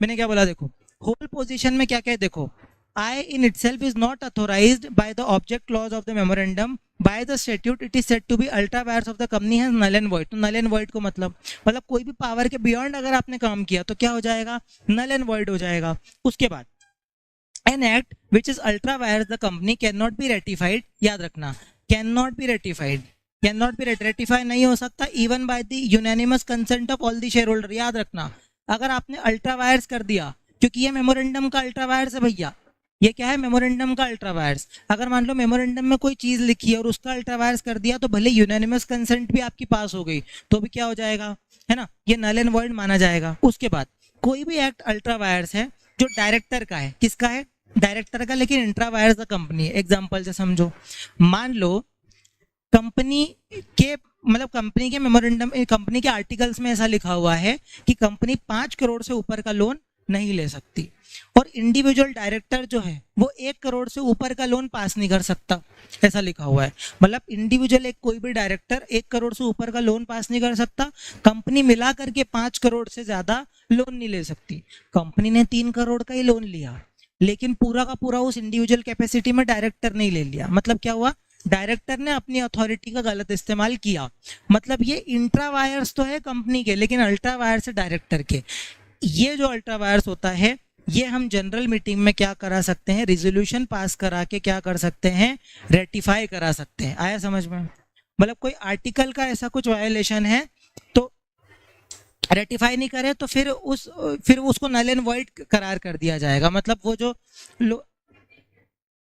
करना पड़ेगा ना, मतलब डायरेक्टर लायबल हो जाएगा क्योंकि डायरेक्टर ने अपनी अथॉरिटी का गलत फायदा उठाया था, है ना, इसलिए। और अगर रेटिफाई कर दिया तो काम ही खत्म। तो ratified by the resolution in the general meeting. उसके बाद if an act is ultra vires the articles it can be ratified by altering the article. मतलब अगर मान लो वो अल्ट्रा वायर्स है किसका, आर्टिकल का, तो ऐसे केस में हम उसको रेटिफाई करा सकते हैं, रेटिफाई करा सकते हैं आर्टिकल को अल्टर करके, स्पेशल रेजोल्यूशन पास करके। ठीक है, तो अब शायद मेरे हिसाब से क्लियर हो गया होगा कि अगर आर्टिकल का अल्ट्रा वायर्स है तो रिजोल्यूशन स्पेशल रिजोल्यूशन से कर दो। अगर मान लो कंपनी का अल्ट्रा वायर है, डायरेक्टर का अल्ट्रा वायर है, तो रेटिफाई भी हो सकता है। मेमोरेंडम का अल्ट्रा वायर्स तो कैसे भी नहीं हो सकता, भले यूनानिमस रेजोल्यूशन आप पास कर दो। ठीक है, जो लोग भी इसको इस मतलब अल्ट्रा वायर्स करते हैं और उनकी नॉलेज से किया जाता है डायरेक्टर की, पर्सनली लायबल हो जाता है। यही पॉइंट है सारे। ठीक है, चलो उसके बाद treatment of ultra wires transaction समझ लेते हैं क्या क्या होता है। देखो, acts ultra vires the directors, intra vires the company. देखो अल्ट्रा वायर्स है डायरेक्टर का, मतलब डायरेक्टर ने अपनी पावर से ज्यादा काम कर लिया, लेकिन कंपनी का वो क्या था, इंट्रा वायर्स, तो वही लिखा हुआ है। May B ratified by the share holder, may be मतलब कर भी सकते हैं और नहीं भी कर सकते। May be ratified by the share holder, ठीक है, शेयर होल्डर, और क्योंकि ये with in the power of the company था। ठीक है, और उसके बाद एक्ट अल्ट्रा वायर्स दी एमओए, तो ये तो रेटिफाई नहीं हो सकता ना भैया। अगर ये किसका अल्ट्रा वायर्स है, एमओए का अल्ट्रा वायर्स है, तो ये तो क्या हो सकता है, रेटिफाई नहीं हो सकता। और एक्ट अल्ट्रा वायर्स दी स्टैट्यूट, मतलब लॉ ने ही कुछ मना कर रखा है, तो जब लॉ ने मना कर रखा है तो भाई कहीं से भी कुछ रेटिफाई नहीं हो सकता, नल एंड वॉइड ही हो जाएगा, है ना। तो कितना सिंपल है, या तो लॉ ने मना किया या एमओए ने मना किया, तो रेटिफाई हो ही नहीं सकता। रेटिफिकेशन का मतलब समझ में आता है ना, कंफर्म कर देना, उसको छोड़ देना, जाने देना। ठीक है, लेकिन अगर मान लो आर्टिकल्स का अल्ट्रा वायर है तो क्या हो सकता है, जनरल मीटिंग में स्पेशल रेजोल्यूशन पास करके हो सकता है। समझ में आ रहा है क्या? कंस्ट्रक्टिव नोटिस शुरू करूं? अभी तक चीजें दिमाग में बैठ रही है क्या? चलो अब देखो, कंस्ट्रक्टिव नोटिस तो और भी इजी है। कंस्ट्रक्टिव नोटिस क्या बोलता है, कोई भी व्यक्ति अगर कंपनी के साथ कुछ भी ट्रांजेक्शन करता है तो तुझे एमओए एओए की जानकारी होना जरूरी है, वही लिखा हुआ है। देखो सबसे पहले ये पब्लिक डॉक्यूमेंट है, तो इस पे अंडरलाइन करो कि एमओए क्या है भाई। एमओए एओए क्या है, एक पब्लिक डॉक्यूमेंट होते हैं। मतलब कोई भी एक रीजनेबल सी नॉमिनल सी फीस होती है, उसको पे करके क्या कर सकता है, एमओए एओए को क्या कर सकता है, एक्सेस कर सकता है। कैन बी इंस्पेक्टेड, ये इंस्पेक्ट भी हो सकता है, कोई भी पर्सन कर सकता है, एक नॉमिनल फीस को पे करके, ठीक है, कर सकता है रजिस्ट्रार ऑफिस में जा करके। ठीक है, फिर any person who wishes to enter into a contract with the company, है ना, हम ये प्री अज्यूम कर लेंगे, ये प्री अज्यूम कर लेंगे, ठीक है ना, कि उसको पावर पता है, know the power of the company, ये प्री अज्यूम कर लेंगे, उसको पता है ना, नो करता है, उसको पता है पावर ऑफ द कंपनी और क्रेडिटर की डायरेक्टर्स की पावर, मतलब डायरेक्टर की कितनी पावर है, कंपनी कितनी पावर है, ये तुझे पता है, क्योंकि हम प्री अज्यूम कर रहे हैं कि तूने एमओए को पढ़ रखा होगा। Every person dealing with the company is presumed, फिर से presumed to be read करना जरूरी है भाई। हम ये प्री अज्यूम करेंगे कि आपने पढ़ा हुआ है, ठीक है, सारे डॉक्यूमेंट्स, मतलब एमओए एओए इस सबको आपने पढ़ लिया और आपको समझ भी आ रहा है, आपने अंडरस्टूड, आप समझ चुके हो, है ना, ठीक है, और उसका ट्रू पर्सपेक्टिव भी क्लियर है, मतलब जैसा लिखा हुआ है वैसा आपने समझ लिया, मतलब आपने कुछ उसको मिसअंडरस्टूड नहीं किया। ठीक है, और इसी को हम डॉक्ट्राइन ऑफ कंस्ट्रक्टिव नोटिस बोलते हैं। क्या अभी तक क्लियर हुआ? कीवर्ड याद हुआ क्या क्या बोला मैंने? प्री अज्यूम्ड है कि आपको नॉलेज है कंपनी के क्या पावर है। क्या G2 एक बार दिखा दो, स्क्रीनशॉट ले लूंगा। G2 एक सेकेंड, ये ले लो फटाफट स्क्रीनशॉट। हो गया? चलो। हम्म, हाँ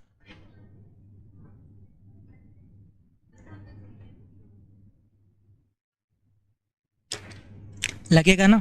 मतलब देखो, अगर मान लो कि ऑब्जेक्ट के खिलाफ ही कंपनी जा रही है, ठीक है, तो फिर कंस्ट्रक्टिव नोटिस लगेगा। ये भी तो फिर नहीं कर सकता ना स्यू, ये जाएगा तो हम बोलेंगे कि तुझे एमओए पढ़ना था, तो तू भी अपनी मतलब मतलब अ, कुछ कॉम्पनसेशन वगैरह नहीं ले सकता, क्योंकि तुझे पता था, तूने फिर भी एमओए के जानबूझ करके फिर तूने ऐसा कोई कॉन्ट्रैक्ट क्यों किया।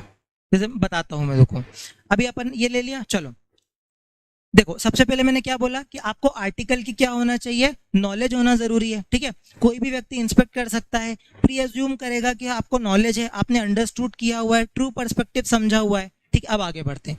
Even if the party dealing with the company does not have actual notice of the contents of this document, हम प्री एज्यूम कर लेंगे, मतलब तेरे को नॉलेज है या नहीं है, हम ये इम्प्लाइड मान लेंगे, कंस्ट्रक्टिव मान लेंगे कि भाई आपको नोटिस है, मतलब आपको पढ़ के आना चाहिए था, आपके पास नॉलेज नहीं है तो वो आपकी गलती है, ठीक है। फिर person dealing with the body corporate are bound to have taken a notice, ठीक है, bound taken a notice of disabilities imposed on the body corporate. इसका क्या मतलब है, देखो भाई कंपनी की मान लो डिसेबिलिटी है कि वो कोई काम कर ही नहीं सकती, या फिर उसके ऑफिशियल कोई काम नहीं कर सकते, तो भाई अगर एमओए एओए में साफ साफ लिखा हुआ है तो भाई आपको पढ़ के आना चाहिए था, आपको पता होना चाहिए किसकी कितनी अथॉरिटी है, किसकी कितनी डिसेबिलिटीज वगैरह सब कुछ है, ठीक है। तो कंस्ट्रक्टिव नोटिस में इतना ही है कि अगर आप के साथ कुछ भी गलत हो गया तो आप कोर्ट में नहीं जा सकते, अगर आपने एमओए एओए में वो चीज लिखी थी और आपने उसको नहीं पढ़ा, आपने लापरवाही करी, तो वो आपकी गलती है, ठीक है। वो क्या समझ में आ गया। चलो अब इंडोर मैनेजमेंट पे आ जाते हैं। दोनों मेमोरेंडम आर्टिकल्स दोनों पब्लिक नोटिस पब्लिक डॉक्यूमेंट होते हैं, और दोनों ही मतलब रजिस्ट्रार के पास जाकर के नॉमिनल फीस देके आप उसको एक्सेस कर सकते हो, तो आपको दोनों को पढ़ के ही कॉन्ट्रैक्ट करना है कंपनी से, ठीक है। ये है। और अगर आपने कुछ ऐसा मतलब उसमें लिखा हुआ था, आपने आज तो उसको निग्लेक्ट कर दिया या फिर आपने पढ़ा ही नहीं, तो आप डैमेजेस भी क्लेम नहीं कर सकते, क्योंकि एमओए में साफ साफ लिखा हुआ था, ठीक है। आया समझ में। चलो अब इंडोर मैनेजमेंट क्या है, इसको अपन टर्कवांड रूल भी बोलते हैं, टर्कवांड केस के नाम से ही बोलते हैं इंडोर मैनेजमेंट को। इसका क्या मतलब है, देखो इंडोर मैनेजमेंट क्या है, एक्सेप्शन है कंस्ट्रक्टिव नोटिस का।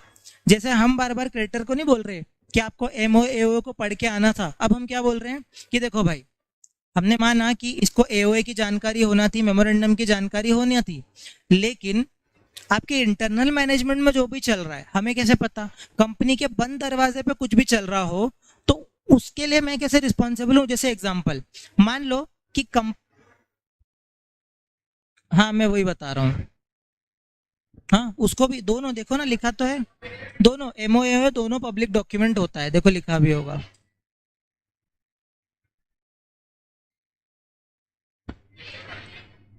एक मिनट सुनो, क्या बोल रहा हूँ ध्यान से सुनो, ध्यान से सुनो, मैं क्या बोल रहा हूँ सुनो। एमओए और एओए दोनों को पढ़ के समझ में आना चाहिए, एओए भी पढ़ना पड़ेगा, एमओए भी पढ़ना पड़ेगा। अब क्या हुआ, एक एग्जांपल से समझो, आर्टिकल्स में साफ साफ लिखा हुआ है कि अगर आप कंपनी को कोई भी लोन लेना है 10 करोड़ से ऊपर का, तो उसको 3 लेयर ऑफ डायरेक्टर की साइन लेना पड़ेगी, मतलब एक डायरेक्टर, फिर उसके ऊपर वाला डायरेक्टर, उसके ऊपर वाला डायरेक्टर, ठीक है। ये इसके इंटरनल मैनेजमेंट का पार्ट है, ठीक है। मेरे को दोनों की जानकारी है कि अच्छा मैं इनको लोन दे रहा हूँ तो उनको 3 साइन लगेगी वगैरह वगैरह, अब उन्होंने नहीं करवाई तो मेरी क्या गलती, मतलब उनके इंटरनल मैनेजमेंट में कोई भी गलती उन्होंने करी, उनके पार्ट का कोई काम नहीं किया, तो आउटसाइडर इसमें रिस्पॉन्सिबल नहीं होगा, ये मतलब है। मतलब आउटसाइडर को सिर्फ पढ़ना है और समझना है, उसके अंदर इन्फोर्स कराने का काम थोड़ी है। अब मान लो कि उनके अंदर कोई ऐसी रूल्स एंड रेगुलेशन बना रखे थे जो उन्होंने फॉलो ही नहीं करे, उसमें मेरी गलती नहीं है, तो फिर मैं इंडोर मैनेजमेंट का सहारा लेके कोर्ट में जाके बोल दूंगा कि देखो मैंने एमओए दोनों पढ़े थे, इन्होंने इनके इंटरनल रेगुलेशन को क्या किया, फॉलो नहीं किया, अब उसमें मेरी गलती नहीं है, तो आप इंडोर मैनेजमेंट का सहारा लेकर के आपका कॉम्पनसेशन फाइल वगैरह केस फाइल कर सकते हो। क्लियर हुआ। लेकिन एमओए एओए दोनों पढ़ने को मिलते हैं, दोनों आपको तभी तो, अब मान लो पढ़ने कोई नहीं मिलेंगे तो कहाँ से उसको पता चलेगा, ऑब्वियस सी बात है ना। तो एमओए दोनों पढ़ने को मिलते हैं, ऊपर देखो मैंने यहाँ पे बताया भी था कि ये एक पब्लिक डॉक्यूमेंट होता है कंस्ट्रक्टिव नोटिस। ऊपर ही देखना, यहाँ पे अपन ने लिखा था कि ये दोनों पब्लिक डॉक्यूमेंट होते हैं और ये इंस्पेक्ट आप कर सकते हो, ठीक है। आया समझ में? चलो इंडोर मैनेजमेंट में देखो, देखो सबसे पहले as per the doctrine of constructive notice person dealing with the company presumed है। प्री एज्यूम्ड है कि उसने क्या किया हो, देखो लिखा तो है साफ साफ यार कि एमओए पढ़ रखा हो।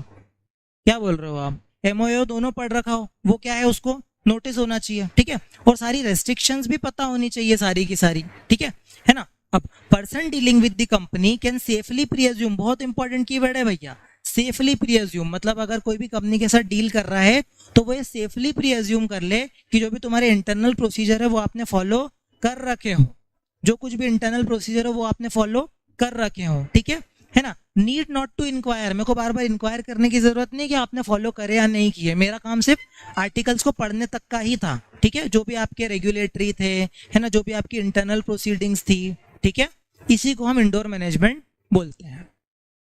हाँ, आपको सिर्फ पढ़ना है, उसके अंदर जो भी कंपनी कर रही है उसमें आपका क्या मतलब, ठीक है। उसके बाद this doctrine rule is based on the convenience and justice. भाई उसको यार आप बताओ, ऐसे तो आप मार ही दोगे सामने वाले को कि अब मान लो उसके बंद दरवाजे में क्या चल रहा है हमें क्या पता, तो इसलिए कन्वीनियंस और जस्टिस के लिए बताया गया है, प्रोटेक्ट करने के लिए लिखा गया है आउटसाइड पर्सन को, आउटसाइड पर्सन को प्रोटेक्ट करने के लिए ये चीज कर रखा है जो डीलिंग विद द कंपनी, जो डील कर रहा है कंपनी से, ठीक है। फिर आउटसाइडर इज प्री एज्यूम्ड, बार बार एक कीवर्ड तो लिख के आना ही है, देखो ठीक है, कि प्री एज्यूम्ड है कि उसको कॉन्स्टिट्यूशन पता हो, ठीक है, but he can not be presumed, can not be presumed, can not be presumed to know that may or may not have taken place internal regulation, ठीक है, taken place internal regulation. मेरे हिसाब से आप clear है। Internal administration में जो भी चीजें हो गई हैं वो फॉलो हुई या नहीं हुई उसमें मुझे कोई फर्क नहीं पड़ता, फर्स्ट पॉइंट की लास्ट लाइन चाहिए, देख लो, ठीक है। जो डॉक्ट्राइन में एक डॉक्ट्राइन है ना, जो एक डॉक्ट्राइन एक्सटेंशन का नाम है, हाँ हाँ सब बता देंगे, आगे आएगा वो, ठीक है। चलो ये क्लियर है इंडोर मैनेजमेंट। चलो अब एक्सेप्शन टू इंडोर मैनेजमेंट, इसको स्टार लगाओ, बहुत इंपॉर्टेंट है, ठीक है। चलो एक्सेप्शन मतलब क्या, देखो हमने क्या बोला, देखो समझना, कंस्ट्रक्टिव का एक्सेप्शन इंडोर मैनेजमेंट। अब इंडोर मैनेजमेंट के भी एक्सेप्शन है, क्यों? क्योंकि देखो अब ऐसे तो यार आप बार बार सहारा ले लोगे कि यार उसकी इंटरनल रेगुलेशन के बारे में मुझे क्या पता, लेकिन ऐसा हो सकता है ना कि आपको इरेगुलरिटी के बारे में पहले से पता हो, आपको पहले से पता हो कि अंदर कुछ ना कुछ गड़बड़ चल रही है, तो आपको पता है, पता होने के बाद भी आप चुप रहे, जानबूझ के आपने उनके साथ कॉन्ट्रैक्ट किया। देखो this doctrine does not protect the person who has actual और इवन इम्प्लाइड नोटिस, या तो एक्चुअल नोटिस हो या क्या हो, इम्प्लाइड नोटिस हो, किसका, जो भी इरेगुलरिटीज वगैरह चल रही है, लैक ऑफ अथॉरिटी का, कि मान लो आप जिस डायरेक्टर के साथ डील कर रहे हो आपको पता है कि उस डायरेक्टर को वो अथॉरिटी ही नहीं है, फिर भी आप डील कर रहे हो तो आपकी गलती है ना, ठीक है। और अ पर्सन नोइंग फुली, उसको पता है ना, कि डायरेक्टर जो है do not have the authority to make a transaction but it still it can not seek protection, तो ये फिर प्रोटेक्शन सीक नहीं कर सकता, मतलब उसको अगर नॉलेज है तो वो प्रोटेक्शन सीक नहीं कर सकता। तो कीवर्ड क्या बना, lack of authority, knowing fully, मतलब उसको एक्चुअल में पता था इरेगुलरिटी के बारे में और फिर वो प्रोटेक्शन सीक नहीं कर सकता, ठीक है। आया समझ में? चलो उसके बाद सेकंड वाला पॉइंट क्या है, आपको आर्टिकल की नॉलेज नहीं, आप इतने नालायक हो कि हमने क्या बोला कि आर्टिकल पढ़ के आओ, आप वही पढ़ के नहीं आए, फिर बोल रहे हो कि मेरे को इसका सहारा दे दो इंडोर मैनेजमेंट का। देखो आर्टिकल पढ़ के आएगा, किसी बात कर रहे हो। देखो doctrine of indoor management can not be applied in favour of a person जिसने कंसल्ट ही नहीं किया एमओए, मतलब उसे पढ़ के ही नहीं आया एमओए, तो फिर आप गलती थोड़ी, फिर आपको सहारा नहीं देंगे, ठीक है। चलो उसके बाद फोर्जरी, फोर्जरी मतलब आपने कुछ गलत सिग्नेचर, गलत स्टाम्प वगैरह ऐसे फर्जी वाला आपने कर दिया है, ठीक है, तो आपने फोर्जरी के केस में है ना, तो आप एक्सटेंड नहीं कर सकते, है ना। या फिर नेग्लिजेंस, आपने लापरवाही करी, ठीक है, मतलब मान लो कि आपने क्या किया, नेग्लिजेंटली एक्ट किया, मतलब आपने ना तो ठीक से एमओए पढ़ा, अगर एओए पढ़ा तो उसमें बहुत सारे पॉइंट छोड़ दिए, या फिर आपने ध्यान ही नहीं दिया कि आप किसके साथ काम कर रहे हो, अथॉरिटी को अगर आपने चेक नहीं किया तो नेग्लिजेंस में फिर आपकी गलती है, ठीक है।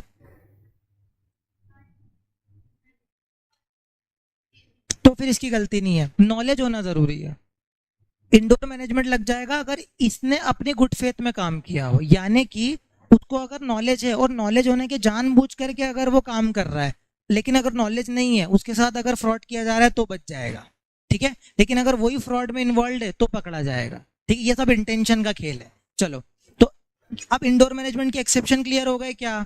इरेगुलरिटी अगर उसको पता है, ठीक है, या फिर उसको आर्टिकल का ही नॉलेज नहीं है, मेमोरेंडम का ही नॉलेज नहीं है, उसने खुद कुछ फोर्जरी वगैरह में इन्वॉल्व है वो, या फिर नेग्लिजेंटली काम कर रहा है, खत्म। अब देखो टाइप्स ऑफ शेयर कैपिटल, एक minute, types of share capital, हाँ इतना ही है। देखो टाइप्स ऑफ शेयर कैपिटल बचा है। चलो, बहुत सिंपल था चैप्टर। क्यों, कुछ डाउट वगैरह है तो अभी पूछ लो, मतलब ऐसा तो नहीं कुछ डाउट आ रहा है। ये आप ये चिन्मय सोनी जो भी डॉक्ट्राइन बोल रहे हैं ना, एक बार उसका नाम लिखो, आप किस डॉक्ट्राइन की बात कर रहे हो, क्योंकि तीनों डॉक्ट्राइन तो तीनों पढ़ा दिए मैंने। चलो, अब देखो शेयर कैपिटल। शेयर कैपिटल मतलब क्या है भाई? शेयर का मतलब क्या है? कंपनी की एक बड़ी सी कैपिटल को शेयर में छोटे छोटे हिस्से में बांट दिया, ठीक है। बेसिक यूनिट, ठीक है, बेसिक यूनिट। चलो, अब डेफिनेशन क्या बोलती है भाई? Means a share in a share capital. क्या बात बोली है भाई? Means a share in a share capital of a company include stock. Stock का मतलब क्या होता है बताओ? बंच ऑफ शेयर्स को अपन स्टॉक बोलते हैं, और स्टॉक ही ट्रेड किए जाते हैं स्टॉक मार्केट में, ठीक है। अब देखो क्लासिफिकेशन, अभी यार बच्चों वाली देखो, कुछ नहीं, देखो क्लासिफिकेशन में क्या क्या आया। एक होती है अथोराइज्ड। अथोराइज्ड में क्या होता है? जो लिख दिया कि 50 करोड़ से ज्यादा की कैपिटल तो आप क्या कर सकते हो, 50 करोड़ से ज्यादा की कैपिटल जो है वो आप क्या क्या कर सकते हो, आप इशू ही नहीं कर सकते। तो अथोराइज्ड ही होती है, इसको अपन नॉमिनल बोलते हैं, ठीक है। जो अथोराइज्ड है किसके द्वारा? एमओए के द्वारा। अभी अपन ने एमओए ऊपर पढ़ के आए, क्या बोला है एमओए में? कि एमओए में अथोराइज लिखी हुई होती है, ठीक है। चलो, उसके बाद इशूड क्या है? बोला तो 50 करोड़ है, मैंने तो 25 ही इशू करी है, तो जितनी इशू करी है वो इशूड कैपिटल। बहुत बढ़िया, तो जितना कंपनी इशू करती है वो इशूड कैपिटल। फिर सब्सक्राइब्ड, मैंने तो इशू कर दी, जितनी पब्लिक ने सब्सक्राइब करी, बहुत बढ़िया, तो ये क्या है? सब्सक्राइब बाय दी मेंबर्स, ये हो गया। चलो, कॉल्ड अप मतलब जितनी मैंने अभी कॉल करी। जैसे फॉर एग्जांपल आप लोगों ने इतने निकम में हो कि अभी तक 10 रुपए में से 2-2 रुपए ही दिए हैं, तो मैंने आपसे और 2-2 रुपए और कॉल करे अभी, तो जो कॉल करे कॉल्ड अप कैपिटल है ना, ये क्या है? क्वांटम, क्वांटम ऑफ कैपिटल है जो मैंने बीन कॉल्ड अप, जो मैंने कॉल करी, सिंपल। अनकॉल्ड जो अभी तक कॉल ही नहीं करी, जैसे 2 रुपए आपने दे, 2 महीने मंगाए, तो बाकी 6 रुपए तो मैंने अनकॉल्ड हुए ना, तो जो अभी नॉट येट बीन कॉल्ड। चलो, उसके बाद पेड अप कैपिटल, जितनी आप पे कर चुके हो, आपने अभी 2 रुपए ही करे हैं, ठीक है, तो means aggregate, aggregate amount of money, ठीक है, जो credited as paid up capital, मतलब जितनी मैंने क्रेडिट कर दी है as a paid up capital, वो एग्रीगेट अमाउंट, ठीक है। तो paid up capital is equal to called up less calls in arrear, या फिर अनपेड। अरियर मतलब अभी तक जो पैसा नहीं आया है, बहुत बढ़िया। और अनपेड क्या है?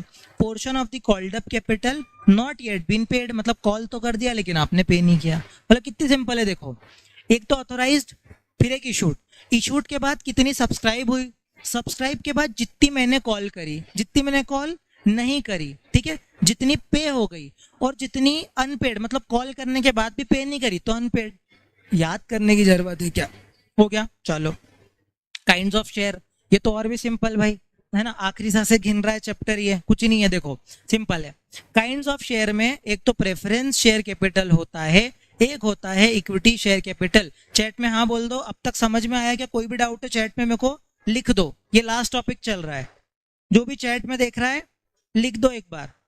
चलो, अब सबसे पहले हम बोल रहे हैं preference share capital, equity share capital. Preference क्या होता है भाई? जिसको प्रेफरेंस दिया जाता है, जिसको इंपॉर्टेंस दी जाती है, जिसको थोड़ा दूसरों के मतलब दूसरों के मुकाबले जिसको अपन प्रेफरेंस दे रहे हैं, तो देखो उसको डिविडेंड मिला जाएगा इक्विटी के पहले, और उसकी कैपिटल का रीपेमेंट भी किया जाएगा, ठीक है, उसका रीपेमेंट भी किया जाएगा इक्विटी के पहले, और उसको डिविडेंड भी मिलेगा इक्विटी के पहले। और इक्विटी शेयर कैपिटल क्या है भाई? इसको कोई भी बेचारे को प्रेफरेंस, मतलब नो प्रेफरेंस शेयर कैपिटल है ना, और मतलब ऑल सच कैपिटल जो प्रेफरेंस शेयर कैपिटल नहीं है, ठीक है। अब देखो इक्विटी शेयर कैपिटल में क्या होता है, इसमें ना एक वर्ड याद रखना जो अपने को थोड़ा अंडरस्टैंडिंग के लिए अच्छा है, residual interest in the net assets of the entity. क्या बोला मैंने? Residual interest in the net assets of the entity, मतलब इक्विटी शेयर होल्डर पता क्या होते हैं? घर के इंसान होते हैं। जैसे मान लो कि कोई मेहमान आता है, तो सबसे पहले उनके लिए चाय और समोसे जलेबी सब रखी जाती है ना। मान लो उन्होंने खा ली, उसके बाद बची तो हमको मिलती है घर पे, तो ये सेम इतने पहले बाहर वाले खाएंगे, फिर बचा तो फिर मम्मी अपने को देगी। तो यही बात है देखो कि इक्विटी शेयर कैपिटल जो है वो घर के इंसान है, तो उनका क्या है? Residual interest in the net assets of the entity. कभी इनकम स्टेटमेंट देखा है अपन ने, तो उसमें क्या होता है? ईबीआईटीडीए होता है, है ना, उसमें से अपन क्या करते हैं, टैक्स माइनस करके, इंटरेस्ट माइनस करके पहले प्रेफरेंस शेयर कैपिटल बांटते हैं। जब प्रेफरेंस शेयर कैपिटल खत्म हो जाती, मतलब पेड हो जाती है, उसके बाद EAES, earnings available to equity share holder होता है, तो सबसे लास्ट में उनको दिया जाता है। वही लिखा है कि उनको कोई भी प्रेफरेंस नहीं मिलता, तो इस लॉजिक के साथ आपको बिना रटे याद हो जाएगा। चलो फिर लास्ट में बस एक डिफरेंस बिटवीन पढ़ लेते हैं भाई, कुछ नहीं है। देखो शेयर जो है जिसमें प्रेफरेंशियल राइट होता है, यहाँ पे नो प्रेफरेंशियल राइट होता है। क्या मस्त पॉइंट है, सिर्फ ये अंडरलाइन ही अंडरलाइन याद करना। देखो यहाँ पर कोई फिक्स अमाउंट नहीं होता, या फिर फिक्स रेट भी नहीं होता, सॉरी यहाँ पे फिक्स रेट होता है, फिक्स अमाउंट होता है, लेकिन यहाँ पर ये प्रॉफिट के बेस पे होता है, ठीक है, जो अवेलेबल फॉर डिस्ट्रीब्यूशन होते हैं। यहाँ पे तो फिक्स रेट है, मतलब मैंने आपको बोल दिया कि मैं इतना परसेंटेज दूंगा तो दूंगा, लेकिन यहाँ कोई फिक्स नहीं है, ये प्रॉफिट के बेस पे होगा, अवेलेबल होगा तो मिलेगा। इसको प्रायोरिटी मिलती है ओवर द इक्विटी, ठीक है। ये आफ्टर किसको, after the preference, after payment of preference dividend, खत्म। उसके बाद before, paid before the repayment of equity capital, तो बिफोर और इक्विटी, और ये पेड आफ्टर प्रेफरेंस, तो ये बिफोर इक्विटी आफ्टर प्रेफरेंस। चलो उसके बाद ये एक्यूमुलेट होता रहता है, मतलब मान लो नहीं मिला तो एक्यूमुलेट हो जाएगा, इकट्ठा मिलेगा, लेकिन यहाँ पे कोई एक्यूमुलेशन नहीं है भाई, मिला तो मिला, मतलब प्रॉफिट हुआ तो हुआ, नहीं हुआ तो नहीं देंगे। और कई बार कंपनी रिटेन करने के लिए डिसाइड करेगी तो भी कुछ नहीं बोल सकते। फॉर एग्जांपल सबको देने के बाद हो सकता है कंपनी को कहीं और पैसा लगाना है, तो इक्विटी को डिविडेंड ही नहीं बांटेगी, वो कुछ नहीं बोल सकती, ये भी याद रखना। चलो जनरली रेस्ट्रिक्टेड होती है वोटिंग राइट्स, लेकिन यहाँ पर अनरेस्ट्रिक्टेड है, इनको वोट करने का अधिकार है, ठीक है। और लास्ट पॉइंट क्या है कि control management, no right to make part in management, मतलब यहाँ पे कोई भी आप पार्ट नहीं ले सकते मैनेजमेंट का, लेकिन ये रियल ओनर्स होते हैं। क्या होते हैं, रियल ओनर्स होते हैं, और इनके पास राइट टू कंट्रोल होता है मैनेजमेंट का।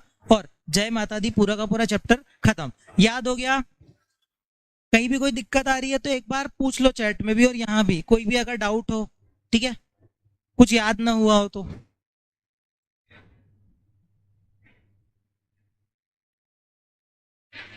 हाँ हाँ,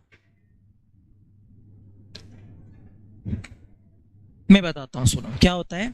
ये जो फॉरेन कंपनी का जो कॉन्सेप्ट है, ये इंडिविजुअल कंपनी पे डिपेंड करता है। जैसे मैं एक कंपनी हूँ, मैं बाहर इनकॉर्पोरेट हुआ हूँ, यहाँ मैंने कुछ इनकॉर्पोरेशन नहीं करवाया, यहाँ सिर्फ मेरा प्लेस ऑफ बिजनेस है, तो ही मैं फॉरेन कंपनी हूँ।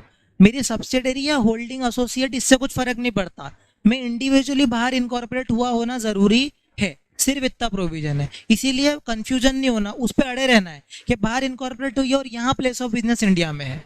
अगर अपन थोड़ा भी डेविएट कर गए तो अपन गलत कर देंगे आंसर। बाहर इनकॉर्पोरेशन और यहाँ पर प्लेस ऑफ बिजनेस, ठीक है। होल्डिंग सब्सिडरी एसोसिएट, किससे फर्क नहीं पड़ता।